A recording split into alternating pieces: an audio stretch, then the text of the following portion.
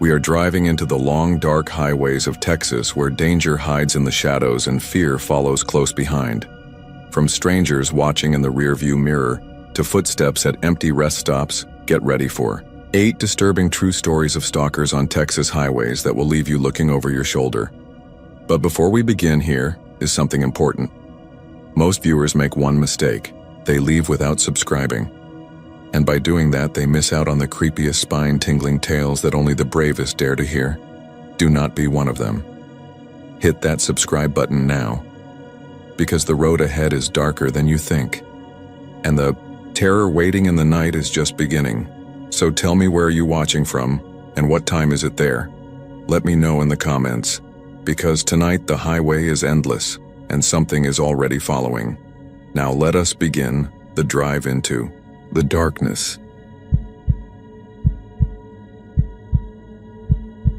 I was driving north on I-35 with that late-night cotton taste in my mouth, the kind you get from too much coffee and not enough water. The highway was a ribbon of white paint and taillights, the kind of night where the road hum works its way behind your eyes and starts tapping there like a finger on glass. I'd left Austin after my shift at the campus library where I work part-time, and I was headed back to Waco, to my studio apartment off LaSalle. I told my advisor I'd be home early and finish reading for comps, and I meant it when I said it. Then the sun went down and the hill country heat slipped off into a cooler breath, and I remembered I was 24 and thought a Whataburger patty melt and bad top 40 at high volume sounded better than translating Elizabethan punctuation. Traffic thinned past Round Rock. The highway opened smooth and fast. 3 lanes, sometimes 4. Patches of orange barrels pinched everything down near Jarrell, where they've been doing construction since before I started undergrad. Billboards became fewer and farther apart. Personal injury lawyers, an ad for the Dr. Pepper Museum in Waco, a couple of RV lots with flags going crazy in the wind. The radio kept switching between stations, catching snatches of a Friday night football broadcast somewhere off the FM roads. The announcer's voice fading in and out. Third and long, for the Leopards. Static. Then a country station. Then an old rock song whose chorus I only half knew but sang anyway. It was one of those drives that felt like sliding through the dark just ahead of yourself. I noticed the white sedan near Salado, back where the highway dips and the blacktop smells like creek water. It's 1,000 white sedans out here, of course. Rental cars and old Camrys and the kind of budget ride you get when you do better than broke, but not by much. What I noticed wasn't the color, but the way it hung in my mirror. There's a rhythm to Texas highways. Some folks pass, some folks tuck behind semis, some hang back an appropriate 2 seconds that always becomes 1. This one kept my speed, like a mirror. When I signaled right to pass a truck, it signaled right. When I slid back left, it did the same, always 3 blinks after, like a delayed echo. Don't be weird, I told myself out loud, because that helps sometimes. Maybe we were just the same flavor of impatient. Maybe they were on cruise control and so was I. The sedan's headlights were clean and even, not too bright. No roof rack, no bumper stickers, no dealer plate frame I could read from here. It settled into that sweet spot where you can't make out a face, just a suggestion of a head. The night had slipped into that hour when the road feels private, like it's been loaned to you personally, and seeing another car close behind started to feel like a stranger's breath on my neck. Temple crept up in blinking signs. The HEB distribution lights threw a kind of white sky glow to the east. The billboard started again. Pads for lease, a smiling realtor, then another lawyer with his arms folded like a coach. I passed the exit for the HK Dodgen Loop 363, and when the green sign for Buc-ee's appeared, like it always does, out here, that beaver grinning in a way I've always found borderline manic, I decided to stop. Even when I don't need gas, I like the post-midnight congregations at the big Buc-ee's. Tired truckers in neon shirts. Families with kids in pajamas because they couldn't take one more hour of highway. The smell of coffee and brisket and that overly sweet smell from the wall where they sell fudge by the pound. It's a bright island, I wasn't scared. It just felt smart to get myself into light and people for 10 minutes. I took the exit and rode the long curve, caught the frontage road's groove, rolled down half my window because the October air had that crisp edge that lives at the end of summer. The white sedan came off with me. I told myself everybody loves a bathroom break, it's fine.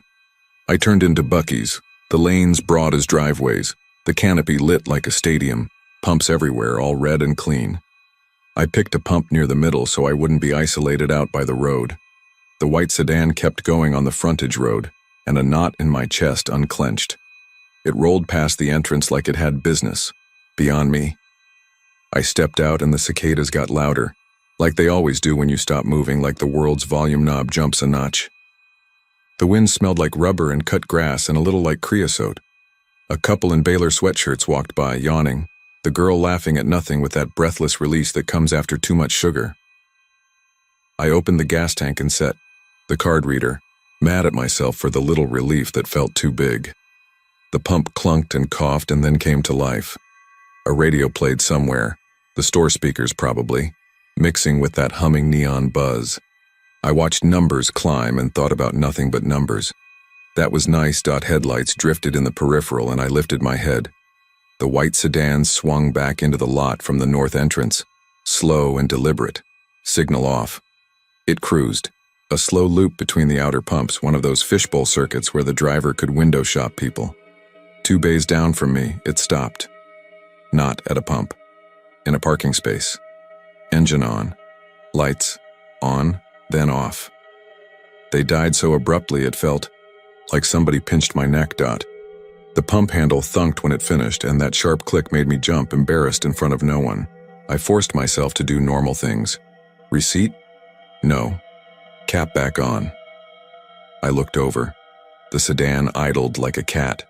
Through the windshield, the driver was a shape, a cutout in the light streams. My brain tried to make a person, ball cap, no hat, but all I saw were reflections. I reminded myself, lots of folks prefer dark lots with engines running for comfort. I told myself again to stop narrating danger like I was auditioning to spook myself. I went inside. Buc-ee's at midnight is a tiny, weird heaven.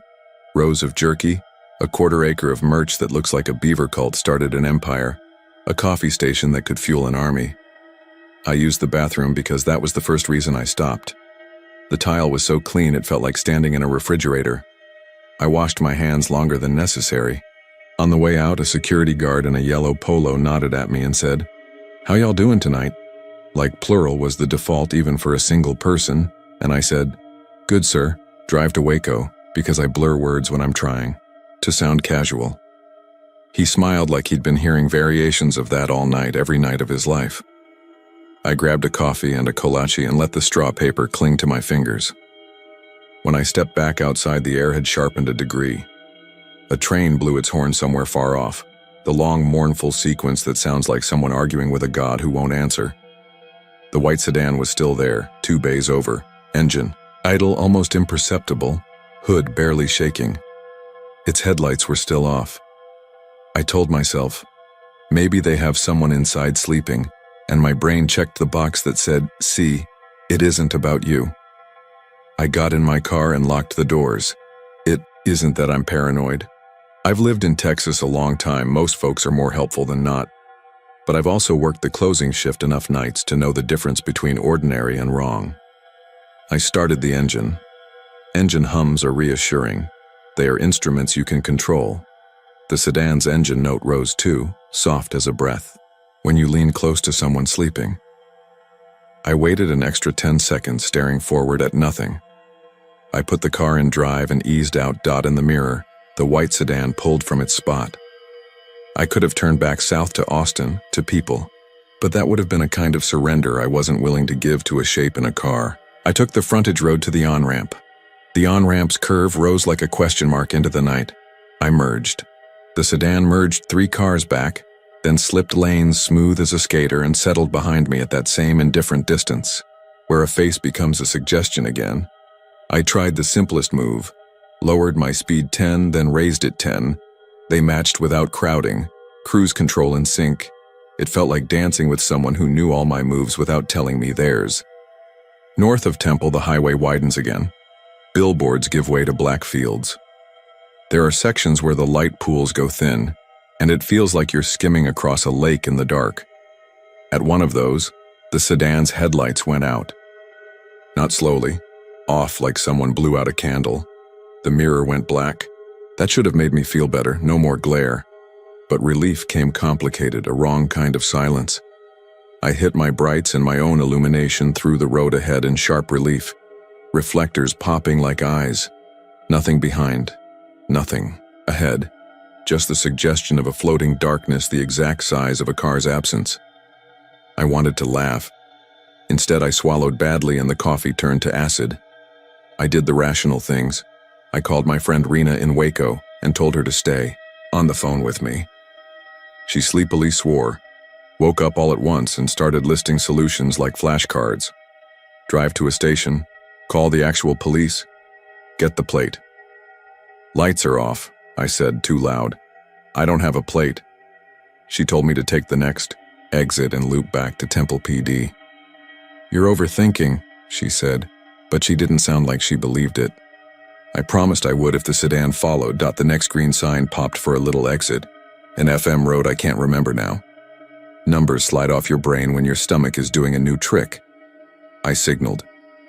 The white shape behind me, invisible but there, stayed with me in the mirror like a pressure change in a room. I took the exit and ran the long feeder curve, slow enough to force a decision. I pulled onto the frontage road and took the first right that wasn't a dead end. A little U toward a cluster of closed tire shops, chain link and dark windows. The highway hissed to my left like a river. Streetlights here were thin and mean. I went right again, then another right, deliberately making a dumb cloverleaf so I could come back to the on-ramp. Each time behind me a sound like wind in a bottle. Each turn the sedan followed, patient as a dog with a bone in its mouth. It never tried to get beside me. It never honked. It never did the aggressive things I could name and hate. It just mirrored. Okay, I said to Rena, this is nothing, okay? I'm just gonna get back on the interstate and take it to the DPS. My voice did a thing I didn't recognize.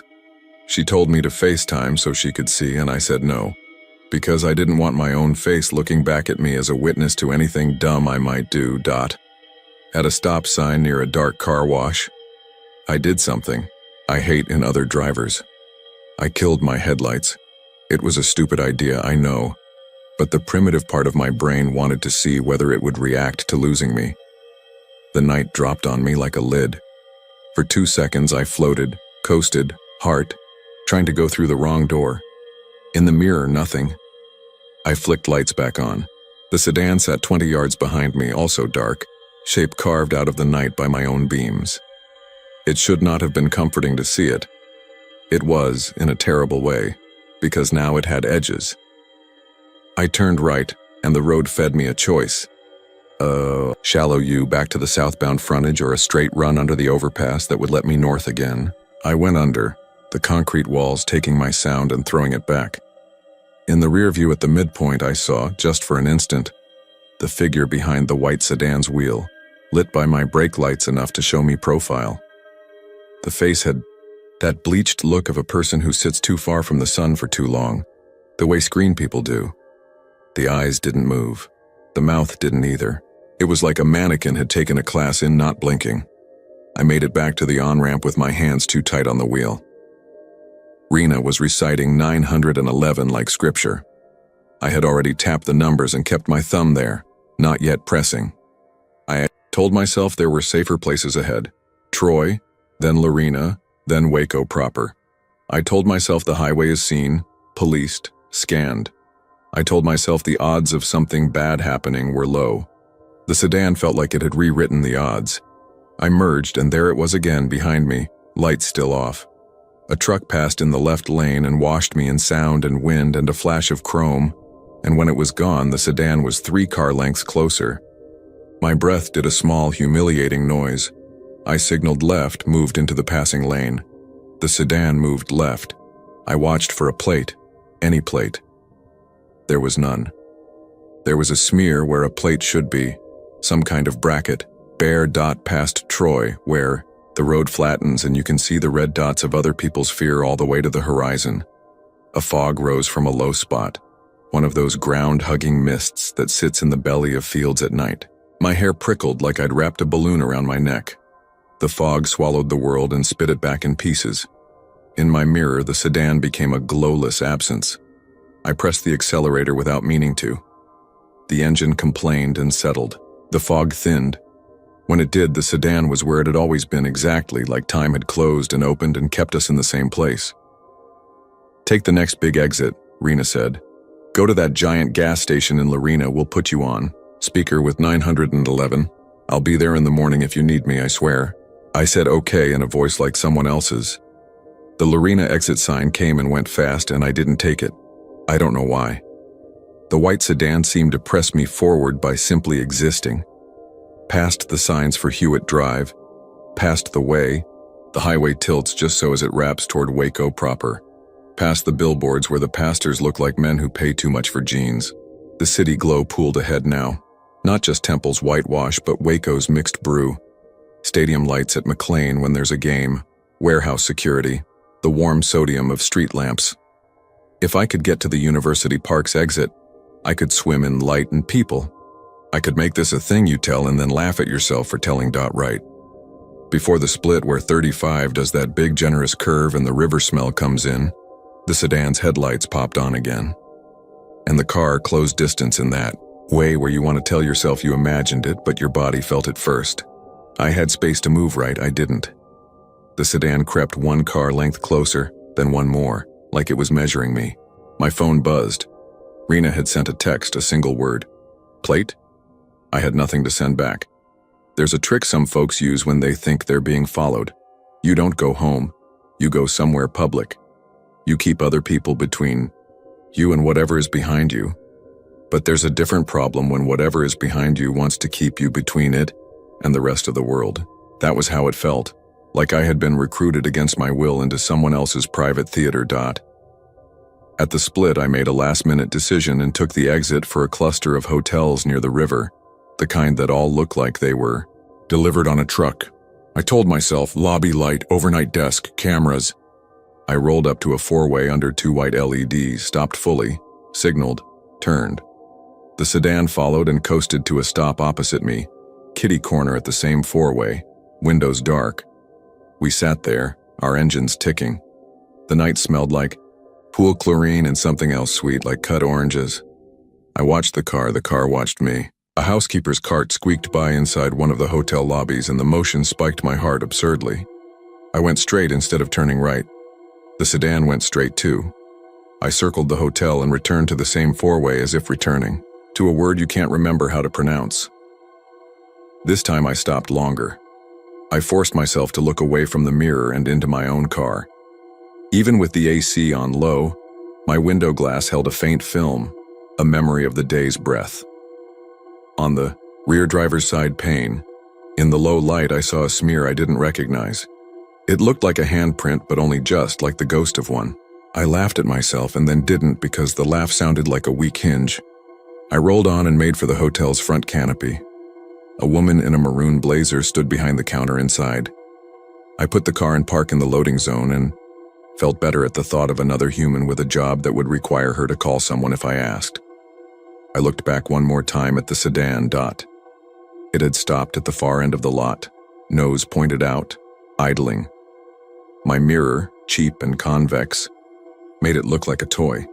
The headlights were off again, and I made myself count to 20 before I opened my door as if that meant anything.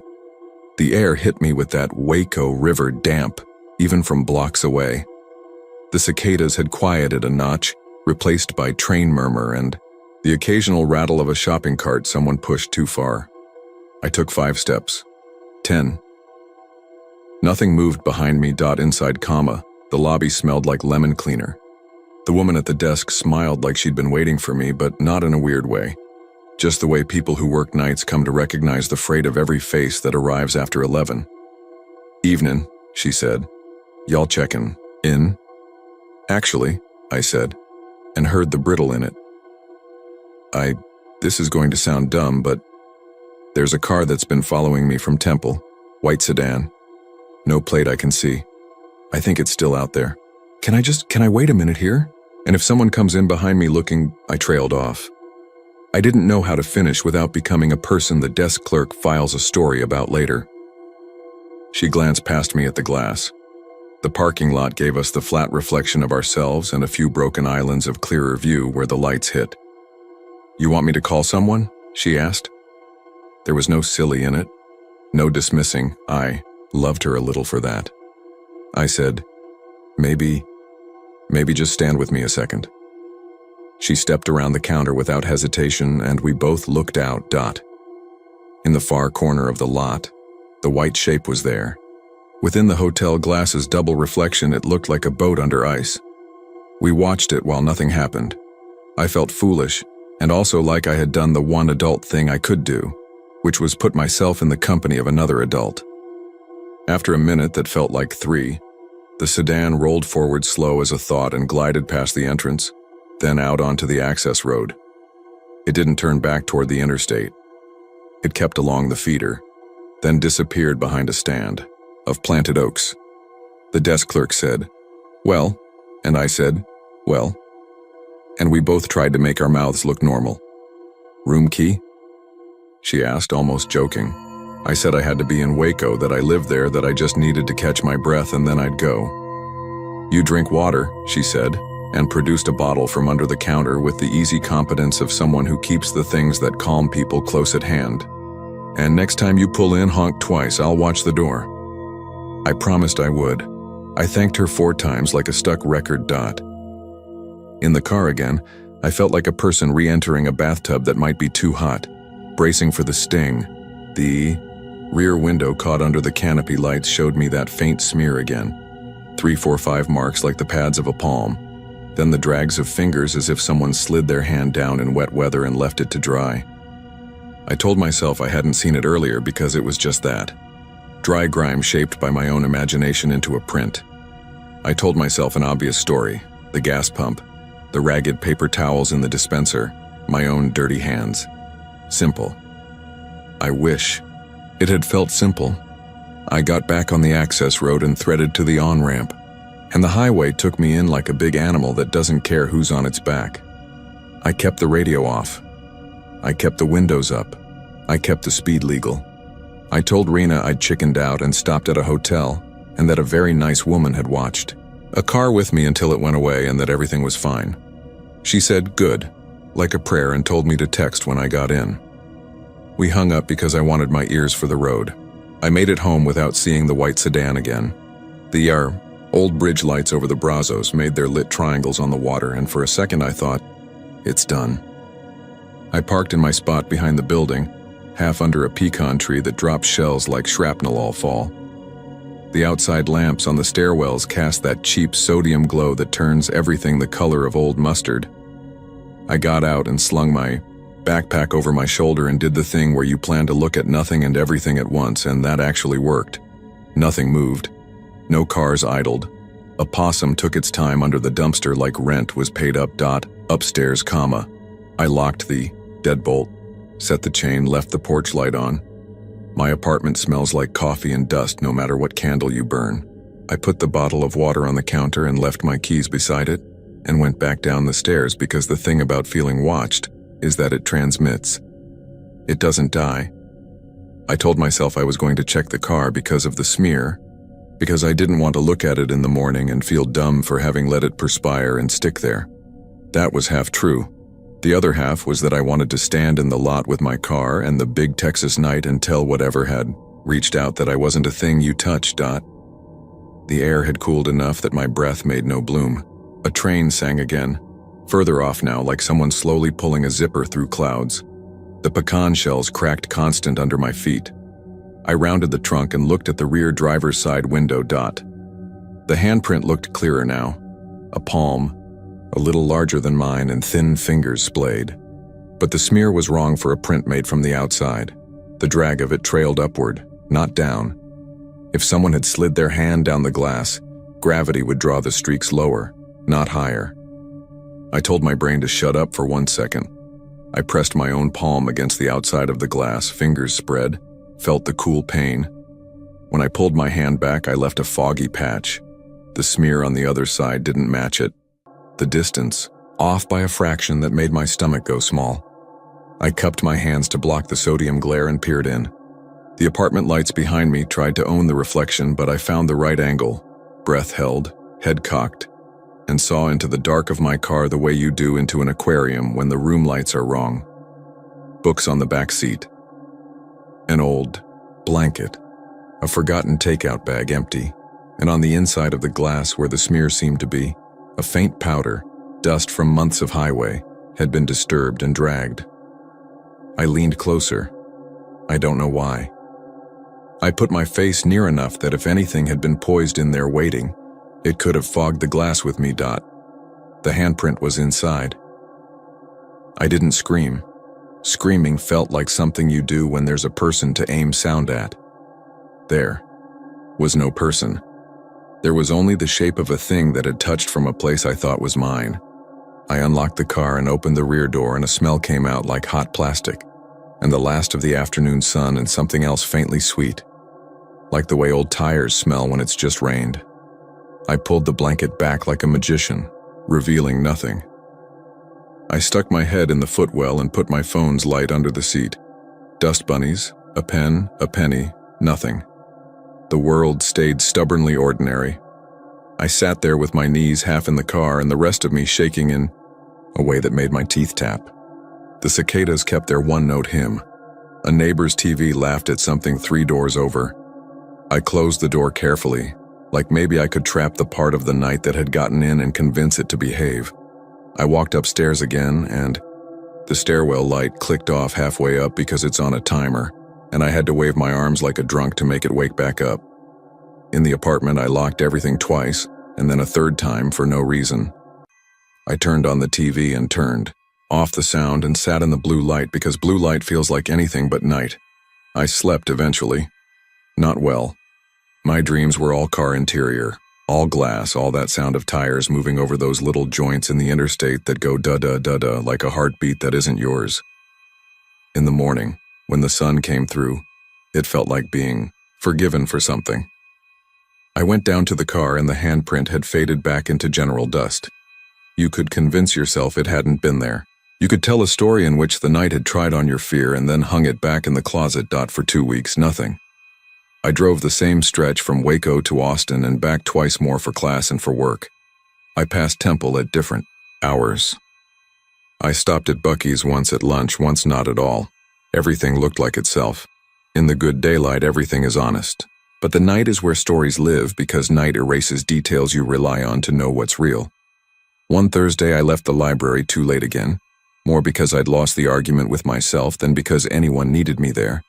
And I found myself sliding north after 10 with the same burned taste in my mouth, the same radio dead zones, the same scattered traffic spacing into the kind of random that feels authored. Near Salado, among the low hills and the belt of trees along the creek, headlights appeared behind me. A white car. White is common, I told myself. White is like air. It settled in the same sweet spot, too close to be a coincidence, too far to be a problem you can point at. I played the speed game. It played too. I told myself the world doesn't have that much appetite for you. You're not something anyone picks off the shelf twice. I told myself that and kept telling it until the voice felt like it belonged to someone patient I didn't know. Temple lit the sky. Buc-ee's beaver smiled like he knew a joke you don't. I stayed on the highway and promised myself I'd go straight to the bright places in Waco and then home. The white car killed its lights. The mirror went dark. I pressed the wheel hard enough to leave a half moon in my palm. When I got home, earlier than last time but later than I meant to, the lot was quiet except for the possum doing his job. I kept telling myself not to look and kept looking anyway. I stood at the back door again in that sour yellow light and I did what I shouldn't have done. I breathed warm air on the window and drew a circle with my fingertip like a kid writing your name on a bus. When the fog cleared, the circle I'd made sat inside a larger, older one I hadn't drawn, like a lens outline from a face pressed to the glass from the wrong side. I waited a week to clean the car because not cleaning it felt like not erasing something I wasn't ready to lose. I know how that sounds. On Saturday morning, sun out, I took Windex and paper towels down and wiped every surface until I could see myself and the pecan tree reflected at the same time. The glass squeaked that clean squeak. I backed away and admired the dumbness of glass that does what it's asked. At Sunday night it rained. That sticky October rain that smells like green things taking one last gulp before winter. I woke up once around 2 to the sound of tires cutting water on the road behind the building, and the train blowing that long argument again, and slept badly after. Monday morning I went down with my bag and my coffee, ready for the week. The car looked good. The lot smelled like wet dirt and oil. I pressed unlock and heard the chirp. I put my hand on the rear door handle the way you do when you've forgotten to carry something and you want to check if you left it on the seat. On the inside of the rear driver's side window, the clean glass wore a fresh handprint. Clearer, this time. The palm and fingers were edged in the kind of residue that comes from skin on clean glass, a slightly opalescent outline like breath dried. The fingers were longer than mine, and at the base of the palm where the heel would be, the drag lines curved upward again, as if the hand had pressed and lifted from below. I put the coffee on the trunk, because suddenly, my hand wouldn't hold anything. I stood and watched my own reflection in the window tremble a little, a double image with the person I was yesterday in it. I told myself to open the door. I told myself to be done with being a person who stands outside a car at 8 a.m. and negotiates with glass. I opened it. The smell rose again. Hot plastic, a faint sweetness, something like warmed over asphalt, after rain. I reached in with the back of my knuckles as if that mattered and touched the place where the print was. My skin met clean glass. The print stayed. I drove to class. I sat in the parking lot and read a paragraph 3 times. I walked into the building and kept my mouth shut in the way that becomes habit, because once you stop telling it, you can maybe make it less true. At lunch, I walked out to the lot and didn't look, and then looked anyway. In Waco sun, the print vanished into glare. That evening, under the apartment lamps, it came back, as if night and handprints share a timetable. I can tell myself it's a trick of condensation and dust. I can tell myself I touched the glass once with the wrong oil on my skin, and the pattern of it shows through in certain light and not others. I can tell myself whoever sat in the car behind me is in another city tonight, making someone else tell themselves a string of lies that terminate in sleep. I can tell myself I have no proof. A white sedan exists beyond the fact that I watched one exist. I can say all of that.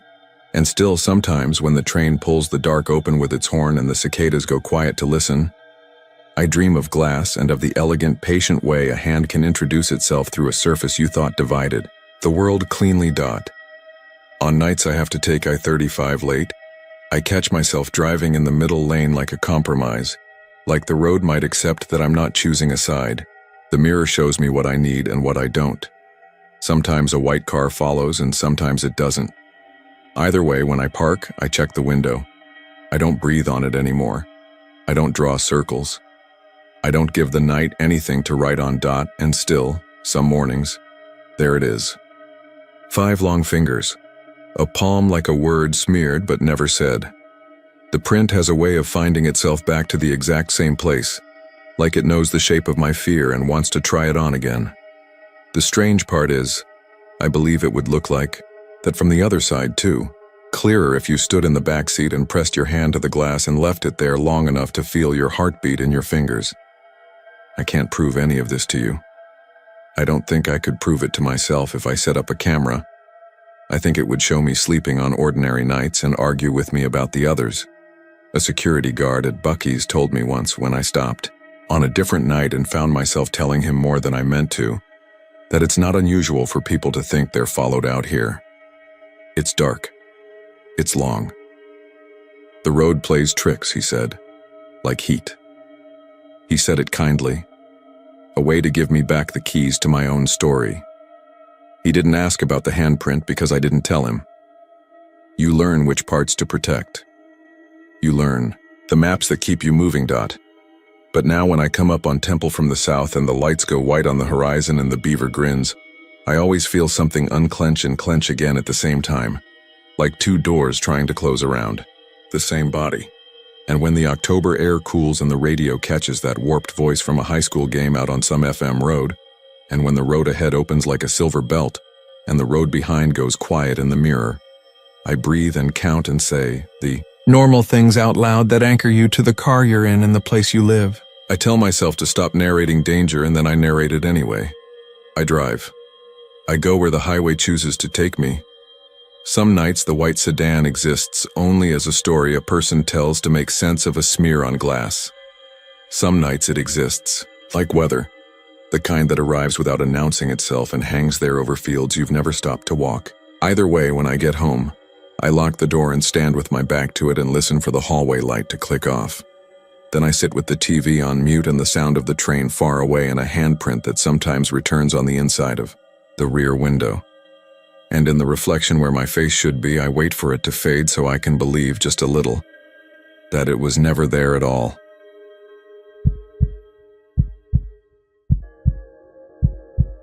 I've worked ER long enough to know the particular kind of tired that makes the world feel a half-inch farther away. It's the kind that settles under your eyes and in your wrists and makes the hum of the vending machine at the end of the hall sound like it's speaking. That Friday we were short a tech and 2 nurses. High school football night, Callalan at Alice, so we were braced for the usual. Sprains, a concussion, a drunk fender bender or 2. We got all of those and a little girl with an asthma attack, whose mother was still in scrubs from the HEB deli and a field hand, burns up his forearms from a hot water heater he was sure he could fix himself. By the time Charge told me to clock out, I was running on machine muscle and bad coffee. I wanted a Whataburger patty melt so bad it tasted like a memory. I drive home a back way to miss the mess near Corpus, where the refinery glow sits over the bay like a second dawn. My route skims Robstown, cuts out past the silos and picks up FM 666. The locals call it the Beast Road, but only with a smirk. It's just another farm-to-market strip through mesquite and blackland, with the reflectors popping up out of the dark like cat eyes. The radio in my car is old, the car is old, and 08 Camry with a cracked dash and a wine stain on the back carpet from a night I don't talk about. A year ago, after a storm knocked cell service dead for 2 days, my ex installed a used Midland CB under the dash. "If DPS calls a road closure, you'll hear it," he said. It was half thoughtful, half his way of keeping his fingerprints on my life. Mostly it was dead air, a tin rattle that made me feel less alone when there was nothing but wind and mesquite for miles.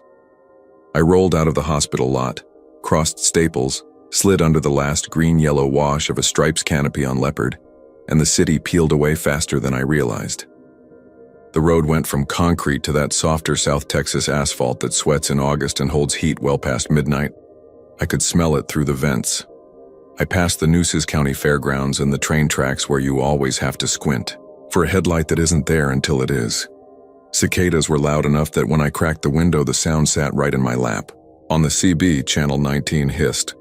"Breaker," I said once because sometimes I did. A joke that nobody heard but me. I turned it down. At first it was nothing. The kind of quiet you forget how to hold because your body expects alarms and voices, and the monitored beeps that measure life in numbers. Sky so black the stars looked punched out, half a moon laid on its back like a grin, a dead skunk miles behind me doing its sweet rot ghosting through the AC. Then the CB popped open, that quick clack like a tongue, and I heard the murmur that means someone keyed up. It didn't sound like a trucker, it sounded like a mouth, too close to a mic and cotton in the throat. "Ian," it said, too soft. "Teen." I reached for the volume and the steering wheel tugged under my left hand as the asphalt dipped where a caliche farm road joined in. The green reflective sign whipped by. "CR 14. The voice breathed out, a long hush. 14. I told myself it was coincidence. My mother says if you start looking for numbers, you'll find them. I've counted tiles on the ceiling to keep. From crying on a code, I know how the mind will do anything to keep steady. I passed CR 15, drifted too close to the rumble strip, and the CB whined again. 15, it said, clearer. There was a breath after, like someone turning their head away from the mic to see if I was listening.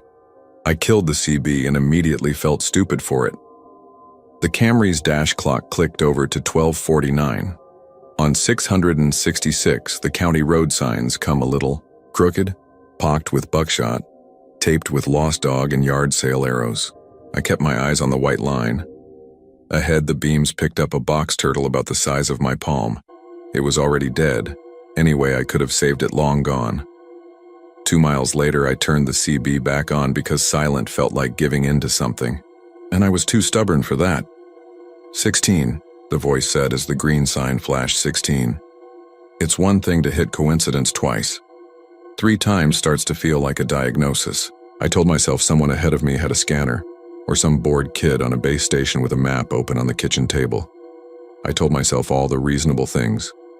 Then it said my name. It was my first name, the one my father uses when he wants me to know he is serious, the one my ex would stretch into 2 syllables when he wanted me to soften. Aaron. Not a question.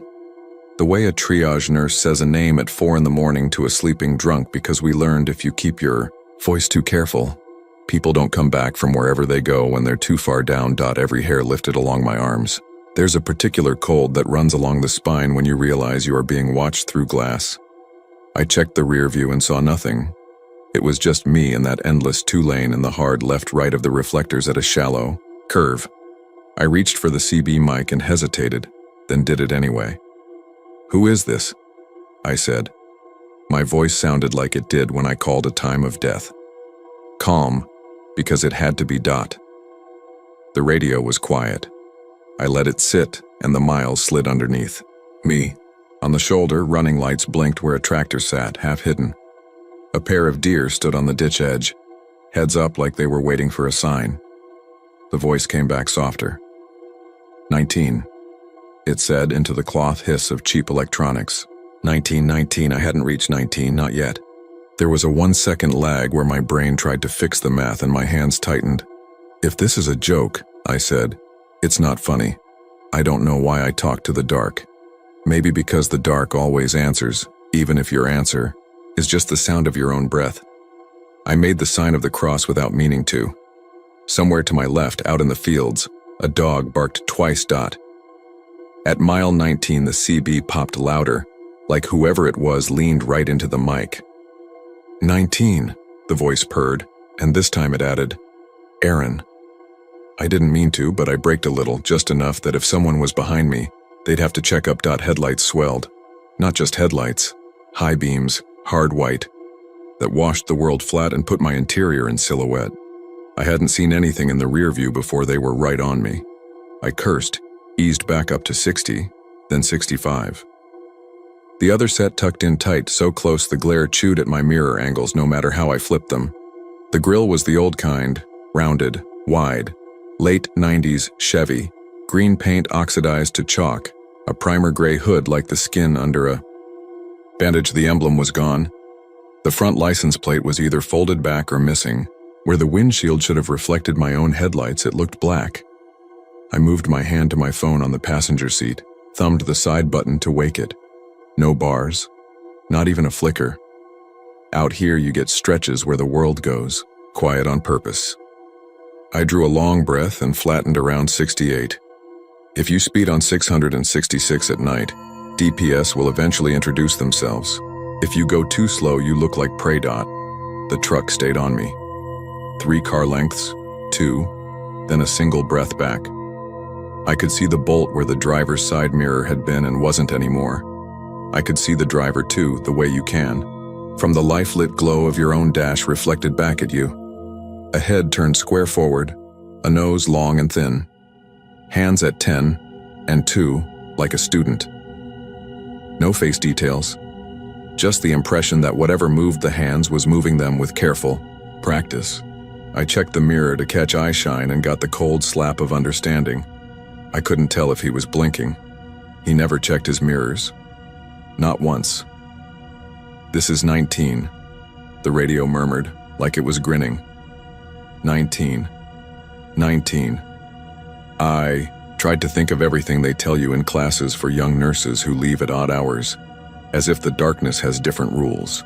Don't go home if someone follows you. Don't lead a stranger to where you sleep. Head for light. Head for people.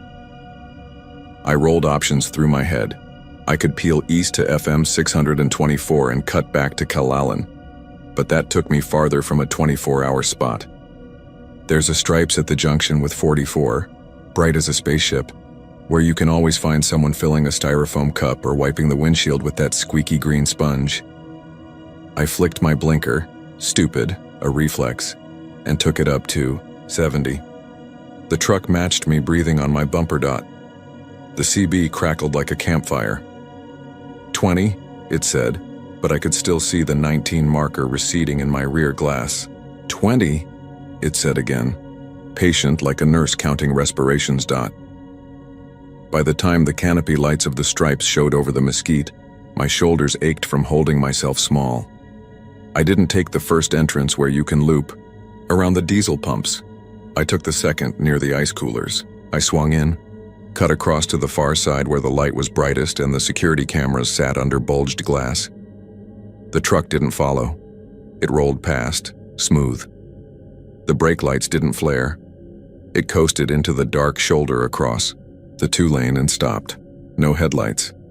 Just an idea of a truck in a place where there shouldn't be anything idling at all. Inside smelled like fryer oil and pine sol and the sugar gasoline of cheap donut glaze. There was a kid at the register with a ball cap over curls. He looked 17 and had a face like every boy from Banquet I ever knew. "You good, ma'am?" he said. People in South Texas put soft on their vowels when they're trying to be kind. "Can you call the sheriff?" I said before I realized how that sounded. I didn't want a report and the paperwork and the questions. I wanted the truck to go away like a bad rhythm strip returns to normal. "There's a guy. I think he followed me from the curve at 19. The kid glanced through the glass. "I don't see anyone." "Across the road," I said. "No lights." We both leaned. An older man by the coffee bar turned to look too, then shrugged and went back to doctoring his cup with those little sealed creamers. I could make out the truck by absence. You learn to see that in the ER, where something is missing and shouldn't be. A wedge of darker against dark. The faint glow in a spot on the ground where a cigarette might flare dot. The CB in my car hissed through the glass. I'd left it on. I could hear it with an almost voice on the edge of hearing, and it pulled at a part of me I didn't know was so. Near the surface, it was like hearing your name in a crowd at a carnival. You turn, even if you shouldn't. The kid at the counter asked again if I was okay, and I lied and said yes, and bought a coffee I didn't want. I stood under the harsh fluorescence and pretended to read the Texas lottery numbers taped to the glass, while the older man told the kid a story about the time he hit a hog so big it knocked out his headlights, and he had to feel his way home by fence post. When I finally went back out, I went with purpose. We learned to walk like that in the ER. Shoulders forward, a door in mind. The CB was louder with the car closed up, a tinny whisper. I slid in, locked the doors, set the coffee between my knees, and put my fingers on the mic. "Say it again," I said. And I don't know why I did. Except that I wanted to prove to myself it had said anything at all. It didn't read a number. It read my license plate. The voice didn't quite get the vowels right. It flattened them, like a north wind. It said the 3 letters and the 4 numbers of the plate, and then, after a pause, it said my first and last name together, like a school roll call. I felt the world go a half step wrong, like a gurney catching a wheel. The voice was not loud. It wasn't dramatic. It was accurate. The letters were right. The numbers were right. There's a feeling you get when a thing lands too exactly. It's like a needle finding a vein. Inevitable once it's lined up. Horrifying and smooth all. At once I did a stupid thing. I started the car. From across the road, the truck's running lights blinked on. Not headlights, just those little amber markers. And the engine sound made it across the asphalt in a long, low note. I told myself if I could get back to 44, there would be more cars. People coming home from the game. A state trooper with a blue light bar. The kind of company that makes bad things shy. I pulled forward, and the voice said, very softly, "Don't." I froze. The coffee tilted, burned my thigh through my scrubs. The voice exhaled and said my plate again like it liked the taste of it. It added, with a curl of something like humor, "Camry." I'd never mentioned my car on the radio to anyone. Nobody in that store saw my plate where I'd parked nose in. The truck idled across the way, inert except for the soft tremor of an engine at rest. I have pulled chest tubes, held a man's hand while he died, told a mother she didn't make it in time. I sat there with my foot on the brake and the smell of cheap coffee and synthetic upholstery, and I shook. The anger comes second. It always does. First is fear, then anger, like oxygen coming back. I took my foot off the brake. I went anyway. The truck let me, for a minute. It waited until I cleared the lot and pulled back onto 666, and then it drifted out of the shadow and slipped in behind me again like we were partners changing leads in a dance. I brought it to the high side of 60. The CB whispered a number that wasn't on a sign. 23. When 23 arrived, it said 24. It wasn't guessing. It wasn't counting seconds. It was naming things as if it were the road's own voice, and it was impatient with me for being surprised. We passed a dark farmhouse with a porch light left on for someone who wasn't coming home. The truck behind me held steady. I could hear the radio over my breath. Then, as the green sign with the little 25 on it moved in the corner of my eye, the voice said my last name again and then something like my address. Not the apartment number. I live second floor with a view of the parking lot and the pool that's always too cold. Not that. It said the name of my complex and the street. It got the syllables wrong and the cadence right. It said, top left. I went cold enough to want to vomit. I almost pulled off into the field, into the mesquite, anywhere that wasn't a line between this moment and my front door. I pictured the truck behind me nosing in, pushing me until the Camry bottomed out on caliche and high-centered, and the voice sang my plate into the night until a coyote learned to say it too. When 44 rose up out of the dark like a promise, I took it too fast. The truck hesitated at the yield and then came after, smooth as if I had invited it. Traffic was light, the late-game stragglers already home. The Sonic and Banquette was dark, the menu boards a dead grid. I stripped speed at the next light and caught the green by a gift, and in that slip of time I cut it left into the subdivision streets that curl like a thrown rope. If I could make the truck make a choice, I could make it make a mistake. I didn't signal. I took a right that sharpened into a narrow lane, then a left. Then I looped back, hard in my throat, the CB saying, 32, like a lullaby. At some point in the maze, I realized the headlights weren't in my mirror anymore. I kept taking turns like quitting sugar. One more, and then you can stop. I came out by a church with a metal roof and a cross lit in blue LEDs. I pulled into the lot and parked under the floodlight where the pastor keeps a watch with a shotgun, and I sat with the car in park and my hands on the wheel, and I waited for a long time until the radio went quiet. I drove home the long way by 624 and watched the rear view until my eyes hurt. The next morning, I filed a report because I knew I should. The deputy was polite and bored and wrote it all down and looked at me like I was tired, and he wasn't wrong. He said he'd keep a car near the 44 junction for a few nights. He asked if I had enemies. Only the ones that live in my head, I didn't say. I changed some things. I started parking nose out in lit spots. I got different scrubs. Stupid, I know. I stopped wearing my badge on my way out. I told myself I was not going to take 666 for a while. I did anyway 2 weeks later because a wreck on 77 put everything south in a knot, and there are only so many ways home. That night, the radio was quiet until it wasn't. 14, it said, and my throat closed around the number, like it was a pill too big to swallow. I had already changed my route by then. I had even gone to the DMV, taken half a day unpaid, sat in that yellow room with the flicker hands of a wall clock and traded my plates for fresh ones. The woman behind the plexiglass had said, "You one of those who don't like the number?" And I'd said something like that. The new ones were random, they felt like armor. I had stuck them on in the hospital lot. Late sun flattening the painted lines into glare, telling myself I was not stupid. I was cautious. I wanted to be done with the story of that night the way you want to be done with a dream that won't shake loose even after 2 cups of coffee. 17, the CB said. Wrapped. I let myself answer this time. Quit it, I said into the mic. I'm not playing. I don't know what I expected. Threats, maybe. A laugh. Road genius. Instead, the voice said my new plate. It said it slowly, like it was reading from a card. Then it said, as if we were old friends, Camry. And then, after a little delicious pause, it said, Blue, which was wrong. My car is champagne. But the word sat there like a dare. There are nights in the ER when you learn that if you do not move, someone will die.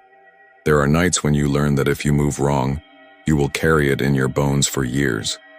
This didn't feel like either one. It felt like the road had turned its face toward me and decided to keep it there. I bought a different car, a used RAV4 from a man in Portland who smelled like cigarettes and sadness. I paid cash, most of my extra tucked away in an envelope I had meant to use for something better. I told myself it was because I needed more space for groceries. I told myself I needed better clearance on county roads during flood season. I told myself a lot of things, and none of them were the truth. I drove the RAV4 around town for a week like a woman who has cut off all her hair to be someone else. It felt like a costume I was getting used to. The first time I took it out past Robstown, past the water towers and the billboards for injury lawyers and the fields full of caliche dust, the CB I hadn't installed, which is to say, the CB that didn't exist, spoke from the RAV4's speakers. Not loud. Barely more than the sound of someone pressing their mouth against a hollow plastic cup and talking into your ear through the rim. 14, it said into a radio that wasn't there. And then, before the sign rose, 15. I looked down at my dash like a fool and saw nothing but the usual. Speedometer, fuel, the comfort of numbers pretending the world is measurable. My phone was on the seat, no apps open, no calls. The voice came again, a whisper-shaped thing. It said the letters and numbers of my new plate, and then it said my name, and then, with the slowness of someone tapping the edge of a picture frame, into place it said, RAV. I pulled over right there on the shoulder between two fields where the pivot sprinklers looked like rib bones against the sky. I put it in park and cut the engine, and for a bliss second there was nothing. No wind. No bugs, no far-off truck, and then the night filled back in. The cicadas hitting their chorus like a train starting. The voice didn't say anything else, it didn't have to. It had put its hand on my shoulder and let me feel how large it was. I sat and looked at the stars until the shame of being afraid got small enough that I could move it behind my ribs. I started the car, I drove forward. The numbers came when they came. The road kept itself like it always had.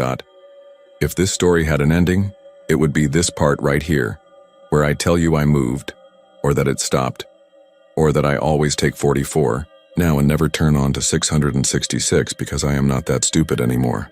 The truth is I take the road sometimes still, because there are only so many ways to get home and because it's Texas and nobody likes to be told where they can and can't go. The truth is that sometimes I carry a small pocket Bible in the console and sometimes I don't. Sometimes I hum under my breath.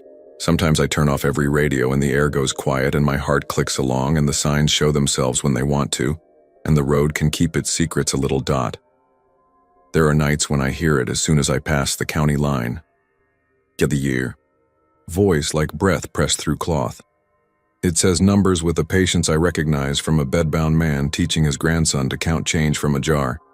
It says my name the way the charge nurse says it when she wants me to take a hard case. It says my plate even when it changes. It says my car even when it doesn't. Once, when I rolled slow past a set of red balloons tied to a fence post for a child's birthday party that would be cleaned up in the morning, it said, Aaron, left. At the exact second, a deer broke out from the mesquite and would have taken my bumper if I hadn't listened. I don't love that about it. I don't love that sometimes it's right in ways that save me. It makes everything worse. It makes the shape of it harder to cut out of the air with logic. You might ask why I don't get rid of the cars, the plates, the radios, the routes. I think about it the way I think about the lives we patch and hand back to people in the ER, knowing we only bought them time. You don't fight the tide, you look at the clock, you do what's in front of you. You go home. Last week, after a 12 where a little boy tricked me into laughing by calling my stethoscope a snake leash, I took 666 because the sky promised rain, and I wanted the smell of it on asphalt like I wanted a cigarette. I don't smoke anymore. The first number came soft. 14, it said. A hello. I didn't answer. At 19, the lights appeared behind me and I braced, but it was a minivan with a sunshade still tucked up on the passenger side, and a mama who did that chin jut thing when she passed me like I was a slow old cow. At the stripes, the canopy buzzed like always. I didn't stop. Across the road, the fields were bare and flat and dark. The voice waited until I was lined up with the place I pulled in the first time, and then it spoke, closer than it has ever felt, like it had leaned into the car, like it had sat its weight in the seat I keep empty. It said my name, and then it said both plates, old and new, and then it said the VIN number off the corner of my windshield down to the last digit, the way a nurse spells a name and date of birth to make sure you are giving the right blood to the right body. It said them not to show off but to confirm. It said them like a prayer or a promise.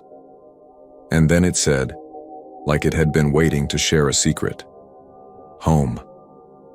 I passed the sign for my complex and kept going.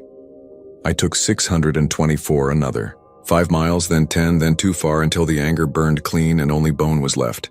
I pulled into a little gravel turnout where you can hear the train when it comes. The long, slow horn that sounds like a thing grieving and a thing warning at the same time. I sat with my hands on the wheel and the radio quiet, and I watched the moon lifting itself over the fields. Somewhere a dog barked and stopped. The mesquite leaves hissed in a way that means weather is turned in the Gulf. I thought about calling someone, and then I thought about the way this story sounds when you hear it from the outside. I know all the words people use: delusion, stress, parasomnia. I am a nurse. I believe in bodies.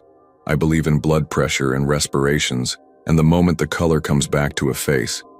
I also believe that some places get in your mouth and say your name from inside you, and by the time you realize it, it's too late to pick the words out. You live with them.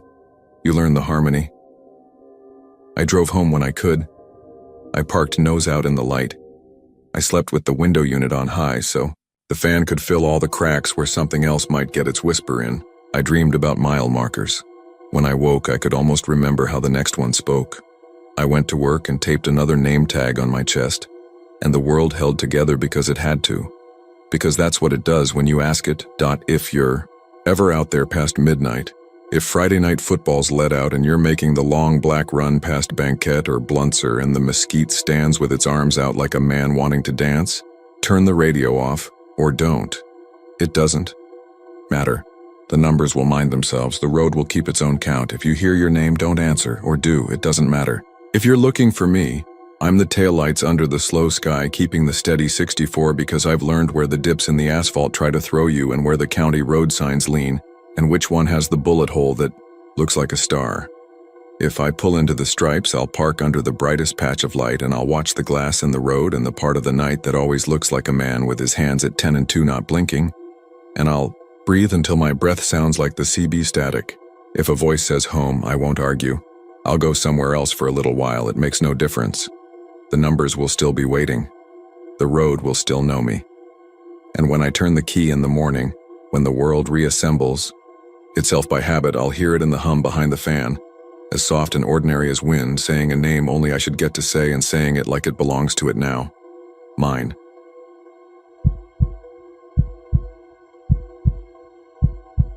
I drive for a living, the kind of work where your day gets measured in exits and shoulder stripes and which gas station coffee tastes the least like cardboard. My territory runs Midland to Weatherford and back, hawking safety gloves and reflective vests to drill yards, HVAC outfits, and anyone else willing to sign a net 30. It's a lot of windshields and a lot of talking to myself. That afternoon, I'd left a small contractor outside Big Spring with a promise to circle back after the quarter, and a sample case that felt like wet bricks. The heat warnings were littering the radio, static between a preacher out of Lubbock and a country station that kept advertising Friday night football like it was a holiday. West Texas does that to you. Everything hums: cicadas, tires, power lines, freight trains you can't see yet, and even your bones feel like they're ringing. I told myself I'd push through Abilene, maybe make it to Ranger before supper, but the wind buffeting across the mesquite flats had turned hypnotic, like someone rocking a cradle. I'd hit the Allsoups and tie around noon for a burrito and a Dr. Pepper, the bottle sweating rings into my cup holder. and the after-lunch slab of sleepiness came on thick and stubborn. My eyes kept pulling closed in mid-blink. I cracked the window to let the gusts slap some sense into me. Hot air poured in like it came off an oven rack. The August sun had that white punishing angle, everything bleaching into the color of chalk and old bones. When I saw the blue sign for rest, Area 54, I told myself it'd be 10 minutes, 20 max. I'm not a nervous guy, but I have a routine. I pull into the slot as if I'm setting a level tool on a shelf, nose pointed at the exit ramp for an easy rollout, back a few extra inches to leave myself room, click the seatbelt, free, make sure the doors are locked twice. The place was typical. Low concrete buildings with those green corrugated roofs, picnic tables under tin-roofed shelters shaped like stylized longhorn horns, a map of Texas behind sun-blasted plexiglass with all the counties outlined in blue, a lone diesel idling at the far end, grill full of bugs, 2 beater sedans under the cottonwoods, a Love's truck rolling past on the interstate like a slow-moving building. The flag on the pole snapped like a whip in the wind. Everything smelled like hot plastic and cut grass. I killed the engine and the sudden quiet made the highway noise feel louder. I reclined the seat just enough that it didn't pinch my back and pulled my cap over my eyes. The cicadas were relentless. In the trees, a high metallic chorus. Somewhere nearby, a train blew its long, mournful horn, the kind of sound that tells you there's a crossing, and in West Texas, there's always another crossing. I set a timer on my phone for 15 minutes because I've learned the difference between a nap and a mistake. I told myself out loud, 15 minutes. My voice sounded like someone else's inside the car. The next thing I remember is the sharp, unmistakable sound of knuckles on glass. Not a bang, not a polite tap, but that 3 count you recognize from any front door in America. Rap, rap, rap. The cap slid off my face and I lurched upright, heart hammering like I'd swallowed a jackrabbit. Sunlight hit me so hard my eyes watered. I blinked around at the parking lot. Nothing. No one at my window. No silhouette moving away. The same 2 sedans sat under the cottonwoods. The diesel's driver wasn't in sight. Wind hissed across the concrete. The flag popped and snapped. A gust shivered the leaves. The cicadas stuttered and then started again, twice as loud. I checked my locks, checked the rear view out of habit, the back seat empty except for my sample case and a folded windbreaker, and sat there cursing at myself for being jumpy. The timer on my phone still had 6 minutes left. My mouth was dry and my tongue tasted like pennies. I told myself it was some kid, or maybe a bug smack on the glass that my brain turned into knuckles. I almost laid the seat back again. Then, I saw them. Footprints.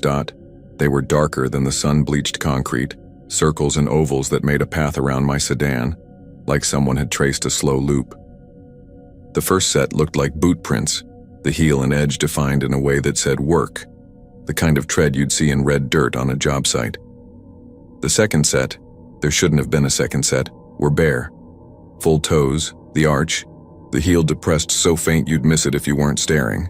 Both sets looked damp, like someone had stepped through a puddle and then walked, which didn't make sense because the whole world was a kiln and there wasn't a stain of water anywhere.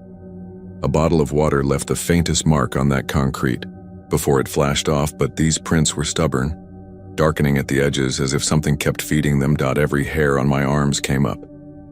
I opened my door slowly like I didn't want the car to notice, and the heat hit me full in the face. It burned the inside of my nose and made the skin behind my ears prickle. I stepped out and the rubber soles of my shoes went gummy on the surface, the kind of sticky you get from sun-softened tar. The wind gusted and tugged at my shirt. I followed the prints around the front of my car, telling myself I was going to find some kid's water bottle tipped over, some mother laughing at me from behind sunglasses. The prints overlapped where the 2 sets met.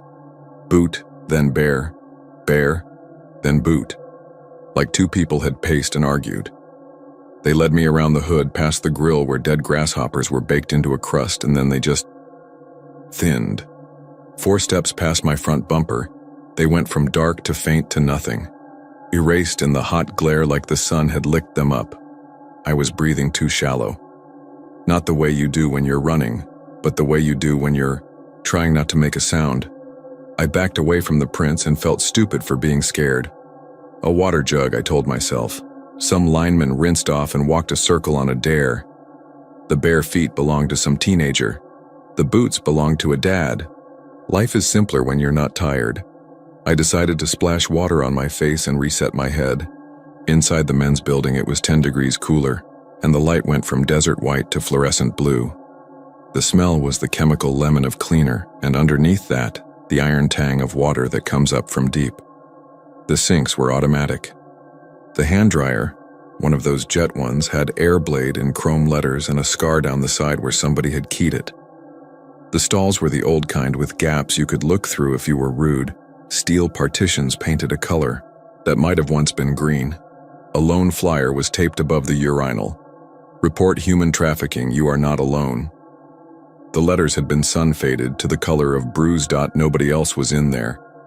The door creaked shut behind me, and the soft whoosh of the air conditioner took on a breathing quality I didn't like. My footsteps sounded wet even though the tile was dry. I put my hands under the faucet and waited for the sensor to see me.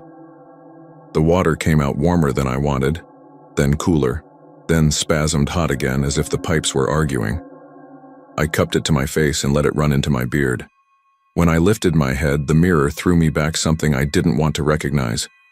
A man too tired to do the job he meant to do, with a crease from his cap across his forehead like a mark left by time. In the glass over my shoulder, one of the stall doors was slightly ajar. It closed. No footsteps. No shadow passing the gap. No cough. Just the hinge clicking over, metal on metal, and the latch snicking into place.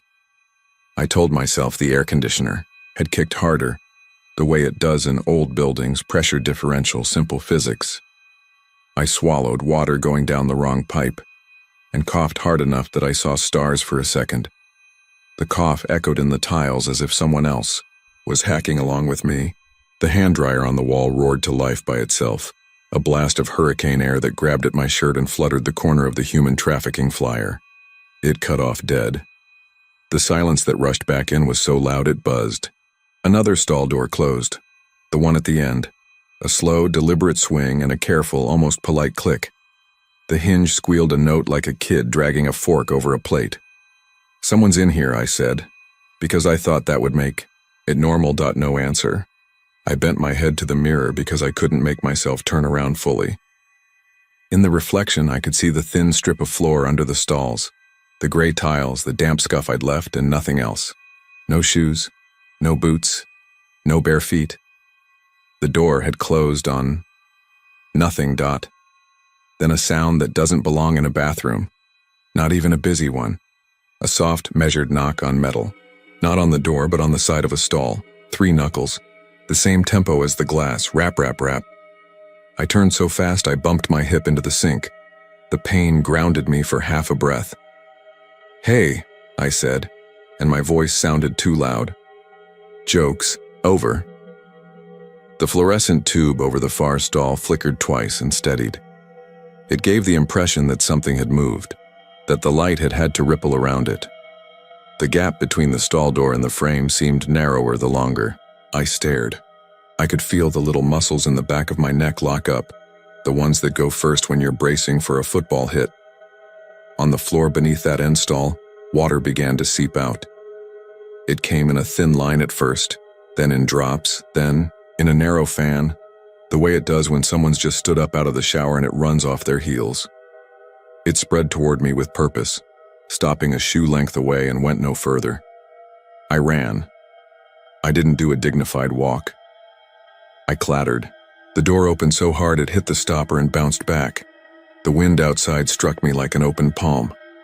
In the bright hiss of heat and sun, my car looked wrong, as if it had been moved a tiny amount, like a fraction of a parking stripe. I told myself that was my fear playing tricks. I had to say it twice. There was something on my hood. It was a Whataburger wrapper. The orange and white stripes gone dark where the grease had turned the paper translucent. It lay perfectly flat despite the wind.